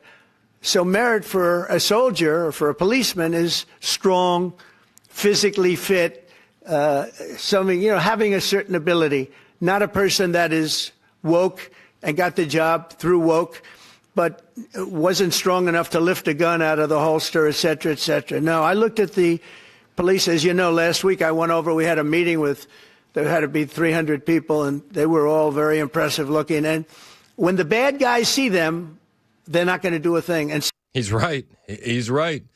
An intimidating force on the streets is going to be a deterrent, and we've seen it happening in real time in D.C. So when he went to visit him, that was last week when he brought all those pizzas to the National Guard officers and the National Guard soldiers, and the police officers in Metro D.C. He went and he met with them to thank them for the job that they're doing in D.C. The job they're doing in D.C. is top level. So I'm very proud of Washington. It serves as a template, and we're going to do it elsewhere. But Chicago is certainly going to be high. I would love to have him call. I would love the governor of Illinois. I'd be honored to take his call. All he has to do is say, sir, we need help. It's out of control. And everyone knows it is. He's not kidding anyone. Again, Mayor Brandon Johnson campaigned for the mayorship of Chicago by saying, I have a plan to fix crime. I'm going to do it. Now he's out there saying it's Donald Trump's fault. We're not going to be able to fix crime in blue cities because red states are trafficking in firearms. Okay. I mean, you could call President Trump and you could fix this relatively quickly. The majority of the violence in Chicago is concentrated in just a few areas. They could solve it today. I would love to have, I would say, Governor Moore call, because I watched him over the weekend trying to explain that Baltimore, what they need is housing. No, they don't need housing. They need to get rid of the criminals. These are hardcore criminals. We took many people off the streets of Washington, D.C. They're hardcore. They're not going to be good. In 10 years, in 20 years, in 2 years, they're going to be criminals. They were born to be criminals, frankly. They were born to be criminals, and they're tough and mean, and they'll cut your throat, and they won't even think about it the next day. They won't even remember that they did it. And we're not going to have those people. Washington, D.C. is now a safe zone. It's a safe place, and you can walk, Katie, you can walk right down the street with, by the way, one of the biggest human beings I've ever seen, which is her husband. He was a football player for like 11 years in the NFL. He's a big person. But big doesn't mean anything when they have guns. Yep. I mean, listen, the president is doing the best he can in D.C., and it's working. And other officials in these big blue Democrat cities would be smart to pay attention, but, they can't. Orange man bad. Our friend Sean in Lebanon is a retired Chicago police officer. He calls in from time to time when we're talking Chicago. What's up, Sean? Hey, Chris, sorry I had to hang up yesterday. Oh, no, you're good, man. Is there any way that Brandon Johnson will ever call President Trump and ask for help? He campaigned on ending crime in Chicago. Not a chance in hell. Cook County and Brandon Johnson will never learn their lesson. and I pulled it up yesterday. You were talking to Matt at the time, and that's when I called in because Matt was just living in a delusional world with what he was saying to you. The last Republican mayor of the city of Chicago was in 1931. So this is almost 100 years of garbage that the city has been dealing with. Yep. 30 years, I worked 27 plus years there. Gary McCarthy, who was the superintendent that came from New York, he was towing the company line. It was all about the illegal handguns and what have you, but yet we weren't holding the career criminals, the career gangbangers to task. And, now they're reaping the problems that they've created. How does it get fixed, though, without a federal intervention? Can it be fixed without federal intervention? I don't see it right now. I mean, the problem you have, and again, you and I have discussed it before with the Laquan McDonald shooting and Jason Van Dyke, who was the Chicago police officer that shot him. The federal government at the time said that they didn't see the need for a consent decree for the city of Chicago. So Kwame Raoul, who is the Illinois Attorney General, put the Chicago Police Department under a consent decree. It started with Lisa Madigan and then carried over to Kwame Raoul. And all you're doing is, one, making a bunch of lawyers rich, because that's all the consent decrees do, because they're racking up millions of dollars worth of legal fees and consulting fees. That's why these things never go away for 10, 15, 20 years. And all you're doing is absolutely hamstringing the officers that are trying to protect the people on the south and west sides that are the true victims in all this thing. Yeah, and I mean, when you hamstring these guys, you can't expect recruitment to go up for police officers. They must look at that job as either a stepping stone or just too crazy for me. It's gotten too crazy. And I mean, there's a suburb in the northwest suburbs, Arlington Heights, and the entire midnight shift of that police department worked for me in the 25th district as patrol officers. And they fled the city to go to the suburbs to have at least a fighting chance for their families. Yeah, I mean, it makes sense, though. Why would you stay in the line of fire if the city's not backing you and you're worried about doing your job? Oh, agreed. I mean, and, Brandon Johnson and Lori Lightfoot and, Rahm Emanuel, the three of them will sit there and say that this is a perceived problem and it's a Republican created, narrative and what have you. All three of those mayors have had security details bigger than the largest police district in the city of Chicago. So from their vantage point, yeah, there is no crime problem because they've got, damn near 300 officers protecting them. Yeah, honestly. And the governor's got, you look at all these blue states, the governors all have state troopers at their beck and call protecting them. But yet the people that are dealing with this on a daily basis, they're the ones that are suffering. You had 54 people shot and 8 killed over the weekend. Yeah, and then the mayor gets on TV and he's flanked by the governor of the state, and he says Chicago is going to continue to have a violence problem as long as red states continue to have a gun problem. Yeah, I mean, and again, every time you look at Minneapolis and the tragic incident up there at Assumption Church, you look at all these shooting incidents that have happened throughout the country, and every time they get on their soapbox and they start talking, gun legislation and what have you, we've got the laws on the books. Yep. These prosecutors need to hold these guys to task. And it should not be where you're getting credited for jail time you served when you have a firearm. It should be, you get 10 years, you're serving 10 years. You don't get a parole, you don't get a probation. You're going to do every day in the joint. I'm with you, Sean, and I appreciate your call and your insight. As always, man, call in anytime. Again, just yesterday, Brandon Johnson is giving a press conference. He's got J.B. Pritzker behind him, the governor of Illinois, and he literally said Chicago's going to continue to have a violence problem as long as red states continue to have a gun problem. What? 2 or 3 more new guns come into our city. Chicago will continue to have a violence problem as long as red states continue to have a gun problem. Shootings will continue as long as this presidential administration continues to put politics. Is he doing the beatings will continue until morale improves line? Is that what that is? Shootings will continue until this administration stops putting politics over people. Shootings will continue until red states stop trafficking guns into our blue cities? Make that make sense. I don't think I can. Yeah. I'll try and figure it out during the break. It's 11:22. This is Super Talk 99.7 WTN.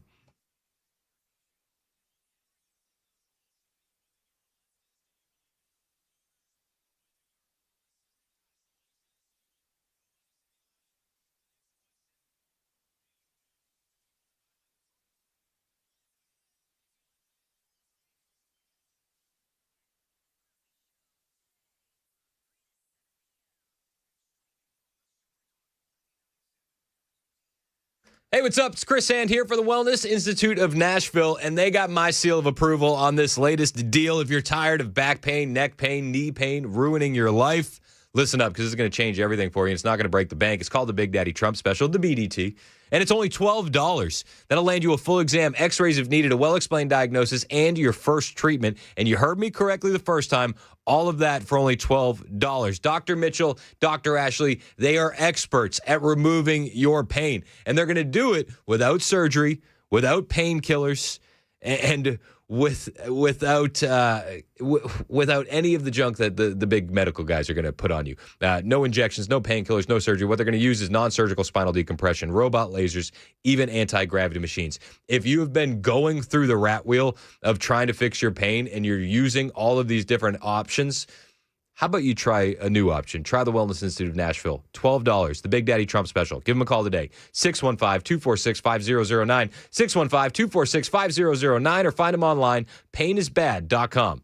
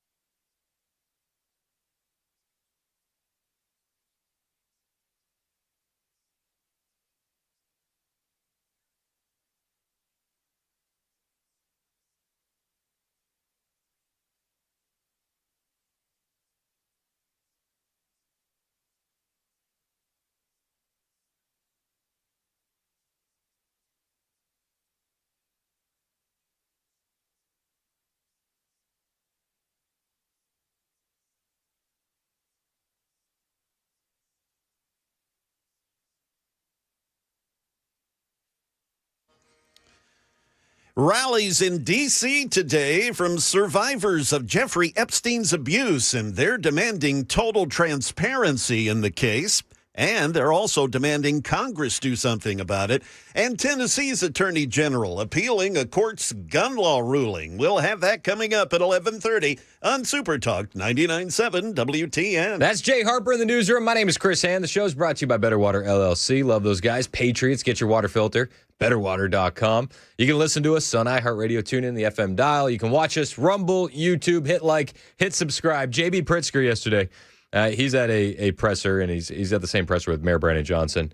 And J.B. Pritzker wanted to let you know crime is down in Chicago. And I can't believe he said this with a straight face after a Labor Day weekend with 54 people shot and 8 dead. But he did. He did. I can't live in a fantasy land where I pretend Trump is not tearing this country apart for personal greed and power. Sorry, I hate stopping it so soon. But like, bro, greed and power. He's donating his whole presidential salary. What are we doing here? What are we doing? What are we doing? All right. I'll just start it over. I'm probably going to stop it again a couple times. Just at least you warned us. I'm sorry. I can't live in a fantasy land where I pretend Trump is not tearing this country apart. He's literally living in a fantasy land. All right, sorry. For personal greed and power. I have to deal in facts, and here they are. Crime is down in Chicago. Dealing in facts, are we? Dealing in facts. How about new? Crime is down in Chicago. 54 people shot over the weekend. 8 dead. I only deal in facts. Got it. Murders are down by almost 50% in the last 4 years. Shootings are down 57%. Robberies down 34%. Burglaries down 21%. Motor vehicle thefts down 26%. One violent crime is too many. And we have more work to do. But we have made important progress on safety that Trump is now jeopardizing. Just during the last week, I've been in neighborhoods across Chicago, from Bronzeville to South Shore to Chatham to Little Village. The president's absurd characterizations do not match what is happening on the ground here. He has no idea what he's talking about. There is no emergency that warrants deployment of troops. He is insulting the people of Chicago by calling our home a hellhole. I think he's actually the one dealing in facts. You had 54 people shot over the weekend, 8 dead. Toddlers get shot so often in the city of Chicago that it's barely a blip on our radar. Trump is in fantasy land. He's in fantasy. Trump responded to those comments yesterday. He was on Scott Jennings' podcast, and he didn't hold back against J.B. Pritzker. They're sick. They're sick people. And they're dishonest people. And they don't want to have, as an example, a crime. You know, you have this slob Pritzker. He's a governor of Illinois. So Chicago, Illinois is there. And it's got, last night they had like 10, 12 murders.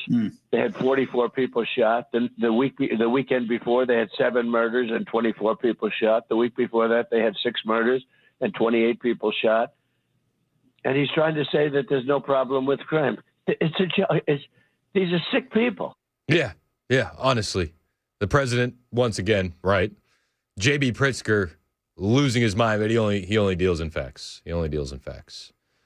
Somebody needs to do a wellness check on J.B. Pritzker. On the way, lightning round loaded up and on deck. We got a bunch of good stories for you in the lightning round. And one of the ones that I definitely want to lead with. Okay, you ready for this? Donald Trump has found a new social media platform to troll leftists on. It's not Blue Sky. It's not Snapchat. It's not TikTok. I'll tell you what it is. First story up in the lightning round. Hang out with us at 11:30 on Super Talk 99.7 WTN.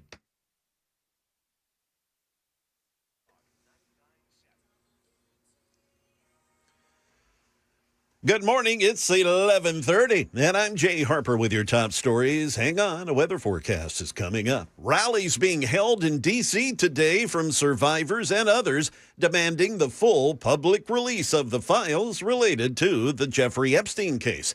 A bipartisan group of lawmakers, they're pushing for legislation that would force the DOJ to release all the files. So far, the DOJ has only released some documents to the House Oversight Committee. And House Speaker Mike Johnson, he's somewhat lukewarm on releasing the files, saying it's about privacy. But in Washington, a group of Epstein survivors, they're sharing their stories and petitioning lawmakers to support the full release. Sky Roberts is the brother of Virginia Giuffre, an Epstein victim who died from suicide earlier this year. He told a rally of supporters in D.C. that they're remembering his sister as someone who fought to get her story out. She fought to expose a system that allowed the wealthy, the connected, and the powerful to exploit and abuse girls and young women without consequence. She fought for every survivor who was silenced, doubted, or discarded. And she never backed down, even when the world tried to break her.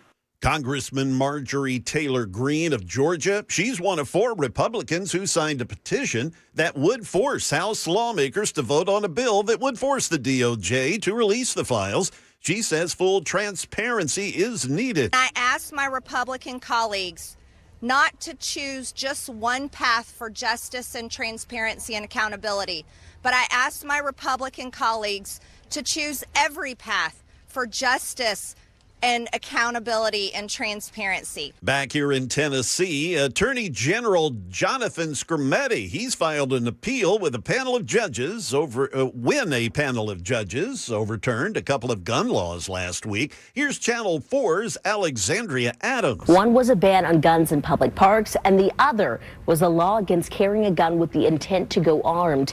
The AG argues that they, in fact, are constitutional. The Attorney General says the ruling just goes too far. That's the latest news. Weather's next. I'm Jay Harper, WTN News.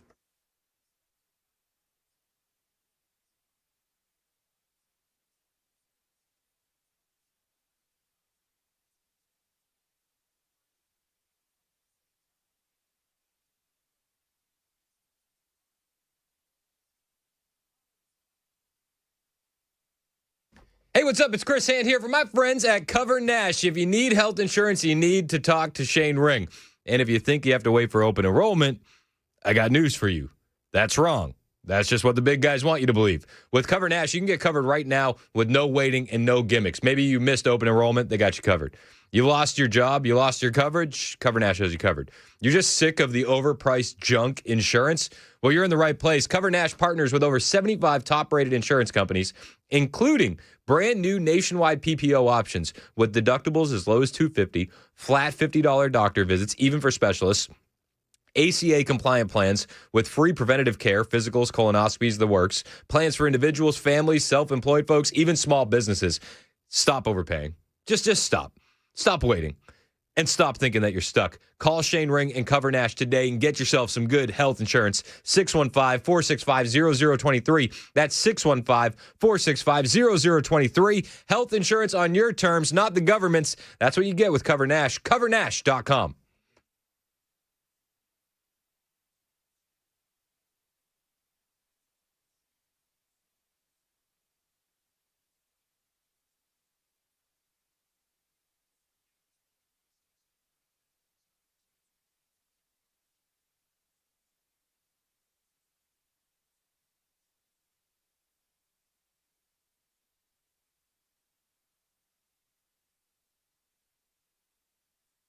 Are Democrats waking up to the fact that 80-20 issues aren't exactly a good look to defend? To the average person, the murder rate's about life and death.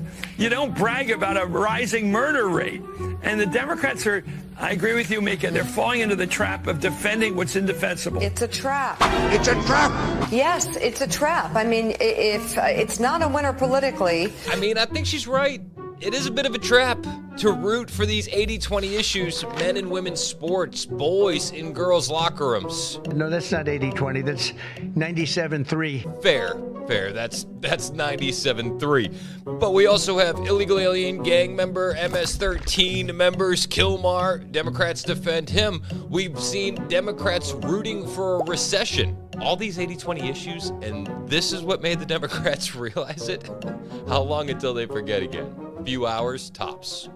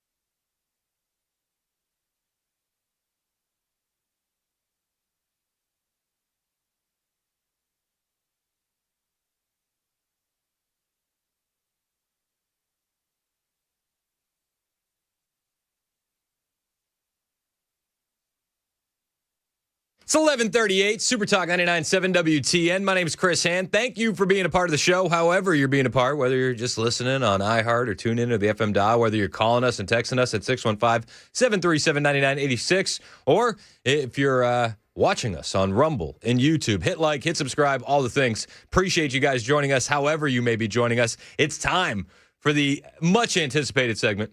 Everybody waits for this all show. They say, Chris, I get here at 9 just for this segment. It's the lightning round. It's the lightning round with Chris Hand. Every day at this time, all the stories that we couldn't get to, the stories that might not fill a whole segment, any last-minute hot takes, cold takes that you may have, you're welcome to call in at 615-737-9986 and be a part of the lightning round. You're a little quicker on the lightning today, Mason. Yeah, it's like I got called out recently for it or something. I wasn't calling you out. I was just... We do a little trolling. It's called We Do a Little Trolling. That's all I was doing. You sure about that? That's it. We do a little trolling. We do a little trolling. It's called We Do a Little Trolling. Everybody likes a little trolling. I'm here for a little trolling. Well, that brings us to the first story in the lightning round. They're doing a little bit of trolling at the White House. We do a little trolling. It's called We Do a Little Trolling. Yeah, they found a new social media platform to infuriate leftists on. It's not a new social media platform, but it's a new use. I wouldn't consider this the premier trolling platform, but it's slowly turning into it. Who knew Napster would make quite a return? It's not Napster. We do a little trolling. It's called We Do a Little Trolling. It's LinkedIn. Ooh. LinkedIn is the new hotspot for trolling. And I'll tell you what they're doing. If you're watching us on the stream, we'll get the pictures up on the stream for you. The White House on LinkedIn has changed their profile picture to a picture of Donald J. Trump. We do a little trolling. It's called We Do a Little Trolling. Now, if it stopped there, that would be fine. It wouldn't really even be that much of a troll. But the beautiful thing is it shows up in everybody's work history. So now even people that were at the White House under President Joe Biden or President Barack Obama, now under their work history, have a picture of Donald J. Trump. We do a little trolling. It's called We Do a Little Trolling. You like that? I like it. I'm a huge fan. As it should be. People are upset about this. One liberal said, if you worked for the White House in the past, it's on your profile. People see Trump's face. White House spokesperson Stephen Chung said, that's the point, dummy.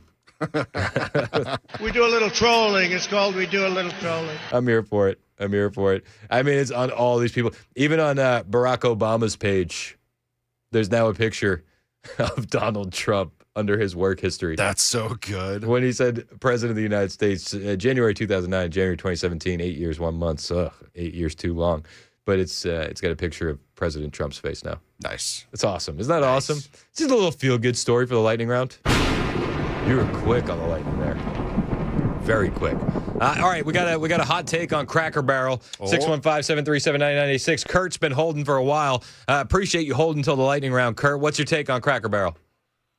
Well, I was clicking on Chrome, and it automatically generates articles that you might be interested in. And I scroll down and I read a article with the headline, Cracker Barrel introduces new menu items after rebranding debacle. And I clicked on it, and the first paragraph of the article says, Cracker Barrel may not be introducing a new logo following MAGA backlash. And I'm like, what in the world does that have to do with anything about MAGA as far as the backlash that Cracker Barrel did? And this article was written by Kelly Risman of some newspaper called The Independent. And so I got interested in wanting to find out what the new items were. And so I'll click on Chrome again. I go to try to find the article, and they took the article off the webpage. You can't even find that article anymore. We got to find it in the Wayback Machine. I appreciate the call, Kurt. Cracker Barrel deserves a little bit of trolling. We do a little trolling. It's called We Do a Little Trolling. We need that. Have you added that for a hotkey yet? It's a good one. I'm working on it. It's a good one. We do a little trolling. Got another story for you here in the lightning round. FEMA workers have been fired for reasons. Reasons. That's as comfortable as I feel talking about this story, I'll be honest with you. FEMA workers fired for watching. This is the New York Post headline. Don't come at me, bro. This is the New York Post.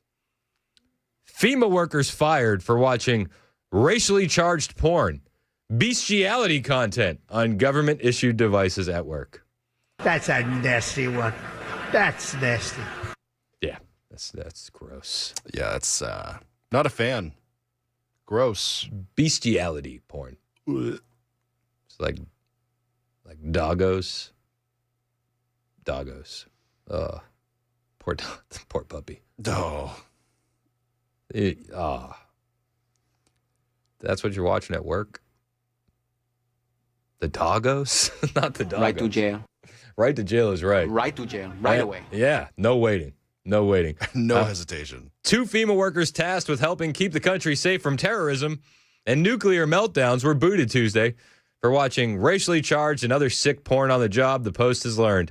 The lewd-loving employees were canned after an internal investigation by the Department of Homeland Security's Insider Threat Operations Center, which flagged at least one of them for consuming deviant pornography, including bestiality, said DHS officials, whose department oversees the Federal Emergency Management Agency.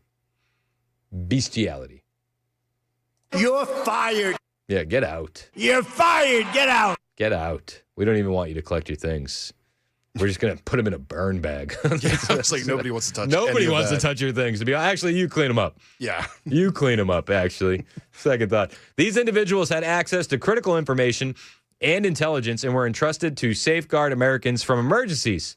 And instead, they were consuming pornography, Homeland Security Secretary Kristi Noem seized in a statement. And in at least one case, the pornography consumed was racially charged and involved bestiality. Was it a combo? Was it racially charged bestiality? Oh. I don't know. I don't want to know. I don't know if I want to know. I don't want to know. Both rogue workers were stationed at FEMA's isolated, sparsely populated Mountain Weather Emergency Operations Center near Bluemont, Virginia, which is supposed to safeguard the homeland against national emergencies, terror attacks, and even nuclear disasters. They used their FEMA-issued devices, including at least one computer, during the workday for their seamy antics, officials said. When disasters strike, FEMA cannot... Come on. I don't know why the source said this. It's pretty good.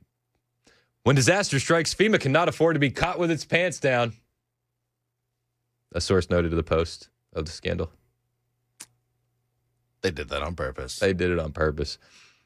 One of the employees was fascinated by bestial fantasies, as well as racism-infused sexual encounters. That really got out of hand fast. It did. While the other had extensive interactions with others on Reddit boards and shared sexually graphic content, some of which was racially charged, according to DHS officials.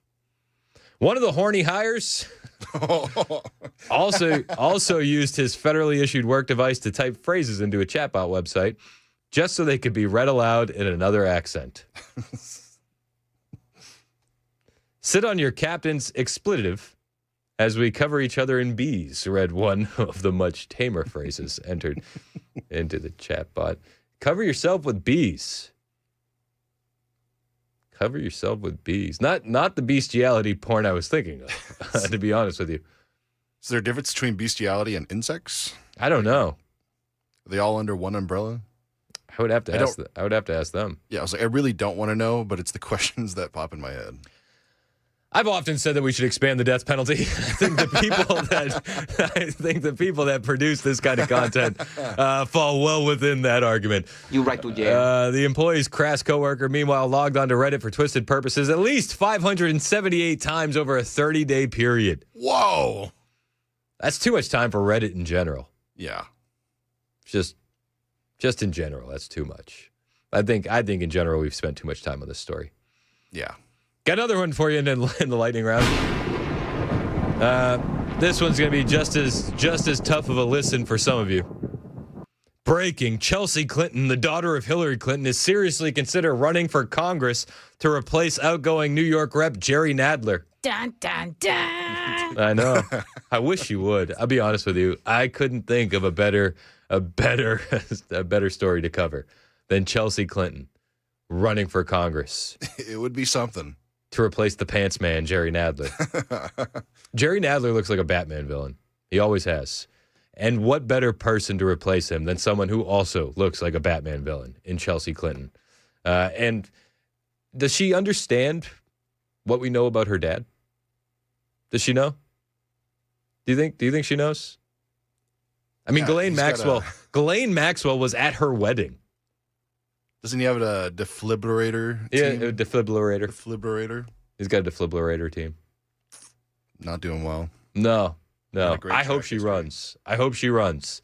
And I do. I think that the content coming out of this campaign would be top level. Top notch. Obviously. There would be nothing better than it. Oh, absolutely. I also guarantee you that there would be some people working on her campaign into bestiality porn. Probably. 100%. Yeah. Like, that's smart. That's a smart money bet. Easy. Easy money. That does it for the lightning round today. I hope you've enjoyed these tales. Oh, not tales. No, I didn't mean it. I didn't mean it. Super Talk 99.7 WTN.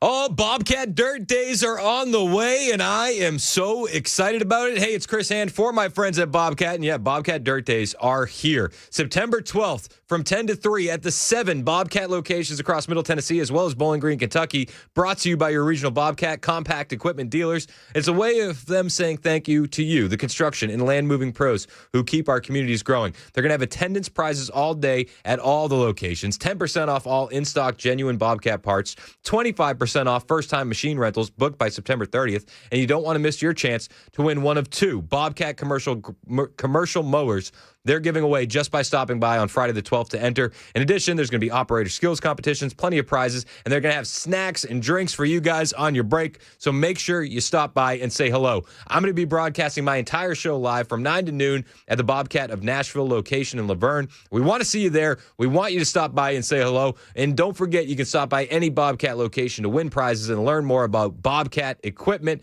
Find more about One Tough Animal at bobcatgdn.com.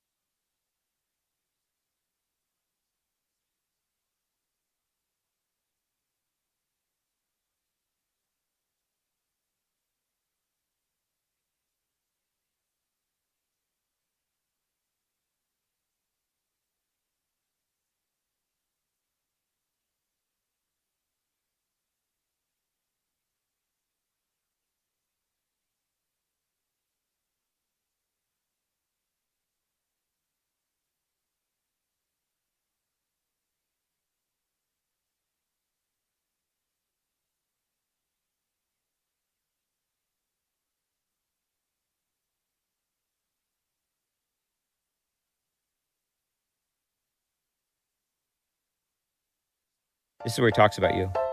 Talks about me? Yeah. Aside from hand, most of you are clearly intelligent, based in the real world type of people. He seems to be longing for a handmaiden type society.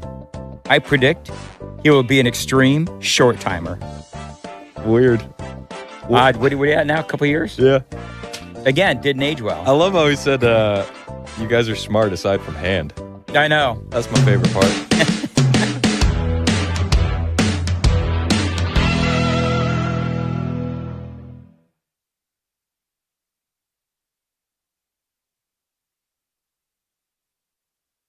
11:54, Super Talk 99.7 WTN. My name is Chris Hand. What's up? Show's brought to you by Better Water LLC, water filtration systems, water softeners, betterwater.com. No gay frogs. Nah, I'm not sure if it's funny yet. We have to take little breaks from Alex Jones. Doesn't matter, because I told you guys Owen is possessed by the devil, and that's why he left. Yeah, did you see that? Yeah, I did. He went all crazy. He got pissed. He did. And Owen gave his side of it what was for Owen, 5 hours. What was Owen's side of it? I wanted to come in. I wanted to work. I appreciate all he's done for me. It seemed to be pretty he wasn't taking you're the worst person. But here's the thing with Alex Jones. How much of that is, Owen, I'm going to say a whole bunch of crappy things about you. It's going to be great. It'll be awesome for you, the whole 9 yards. And, Yo, that could actually be part of the conversation. Yeah. All right, I'm going to roast you on air. Yeah, I'm going to tear you apart and tell everybody you're possessed by the devil, you're evil. And everybody's going to go watch your new show. Yeah. 100%. Yeah. Owen he got railroaded on the January 6th stuff. Yeah. And that's some of the stuff that he brought up. January 6th, we all stood by you, even though you did this, this, and this. And he went after him. But Owen's like, look, I tried to come in. I wanted to talk to him. I called him up. He basically just had no reason to come in. And so that was that. We're done. And then if anybody doesn't have any idea who we're talking about, it's Alex Jones. Alex Jones. One of the guys that had a show on InfoWars, Owen Schroyer. Yeah. He's left. Yeah. He's departed. He kind of got big over the last several months. Yeah, dude, you got to branch out at some point, and he's got the following. He can go do it. Yeah, and Alex, I'm sure Alex knows that. I mean, come on, he gets it. But Alex has touched a lot of careers. He has, absolutely. He's given a lot of people in this industry a start. It's kind of like football, right? Go look at the tree of Andy Reid and all of these players. But it's completely an undersold aspect of Alex Jones, how many people he's gotten starts for. We have Savannah Hernandez on all the time, and she's fantastic. One of the best investigative journalists that you can find. She got her start at InfoWars. Yeah. That's a good thing. If you can get people in this business, if you can get people to grow and to go and to help them out, that's a wonderful thing. Yeah. And unlike the industry I grew up in, and probably you did to a certain extent because you've been in radio a long time, now there's so many ways to do it. It's not that person wants to stab you in the back and take your job. Exactly, which is a huge thing. Yeah. You can do both. You could listen to Alex Jones and Owen Schroyer. Yeah, and people will. And people already were. Yeah. And so, he did like a 5-hour show. I can't. This is I got no time for that. No, I got a life. You got baseball, man. We got baseball. What are you going to go buy today? What kind of equipment are you going to buy today? New bat? My gosh, dude. The most awkward thing that we've been doing is when you're catcher now, you got to wear a cup. Got to wear a cup? So he's like, what am I doing with this? I'm like, Did you get him the little thing so when he leans down, he sits on him? No. That's cheating. That's cheating. So it helps your knees, though. Yeah, but he's got good leg muscles. He's got good kidneys. So we bought him all the catcher gear, and we do. We have a family gym membership to D1, so it's like hardcore training. Oh yeah. He showed up to training for his personal workout in his catcher's gear. Oh, that's nice. And he's like, Coach, I'm a catcher now, and I want to do all my training in the gear. Well, when you're a kid growing up, man. It's either you want to be a pitcher or a catcher, and until they can really hit the ball, then you maybe want to play first base. Yeah. Because you're in the outfit, the chance of you getting a ball is very slim, especially at a certain age. But catching's fun. Yeah, you're in every play. How did he do? He did great. He played an inning at catcher. He's gonna play some more catcher tonight, so we're excited to see that. That's cool. But I mean, there's a bunch of kids that want to play catcher. Yeah, so we got to rotate through, and we got to so he's been playing third base and catcher and some outfield. But to your point, it stinks when you could be a great third baseman if it's not getting hit your way. Yeah, if you're just standing out there. And then in kid pitch, the first year of kid pitch, it's the wild, wild west out here. It is. We had one hit, and the game ended 7-4. Yeah, because you had 12 walks and 9 beans. I mean, right? and we were lucky. We had a great little pitcher. This kid Gabriel, he was throwing some fire. which it saved us. We got a win because of that. But it's so hilarious. Like, the other team didn't have a hit, but we did walk 27, and I hit 9 guys. Yeah. Oh, that's a pretty good game for you. Hey, way to go. You nailed it. But it's fun, man. I love this I stuff. love to the first year, like you were talking, like dad pitch, like, okay, dad's not going to beat me, right? But kid pitch, every kid's bailing out because they don't trust. I go to school, that kid, he can't throw. That's the thing that my son said. He's like, it's really tough because it looks like it's going to come right for your head, and then it curves out. Yeah. Which is, hang in there, bud. That's what the helmet's for. That's it. Just duck down. That's it. Do they wear all the stuff now? Because the kids got all the stuff. We decided against the stuff. Okay. No ma gasi para? No, I don't. Yeah, we don't need to do the no ma. No ma. We don't need that. I grew up watching Nomar get ready at the plate, and it drove me bananas. Just crazy. 3 hours later. Obsessive compulsive disorder. Your kids watch the bananas? No, but I guess some of the games are being broadcast on TV. Yeah, they're broadcast on YouTube and stuff. You know what? It's enjoyable. It's fun to watch. It's 2 hours. That's it. It's start to finish. He's like, man, I want everybody out here. Head now home about like 2 hours, 10 minutes gone. We're big fans of the MLB package. We get it for free every year because of our cell phone company. Because that way they want to fluff the subscriber numbers. But we'll watch a condensed game. That's the best way to watch baseball. Yeah. It's just all the action.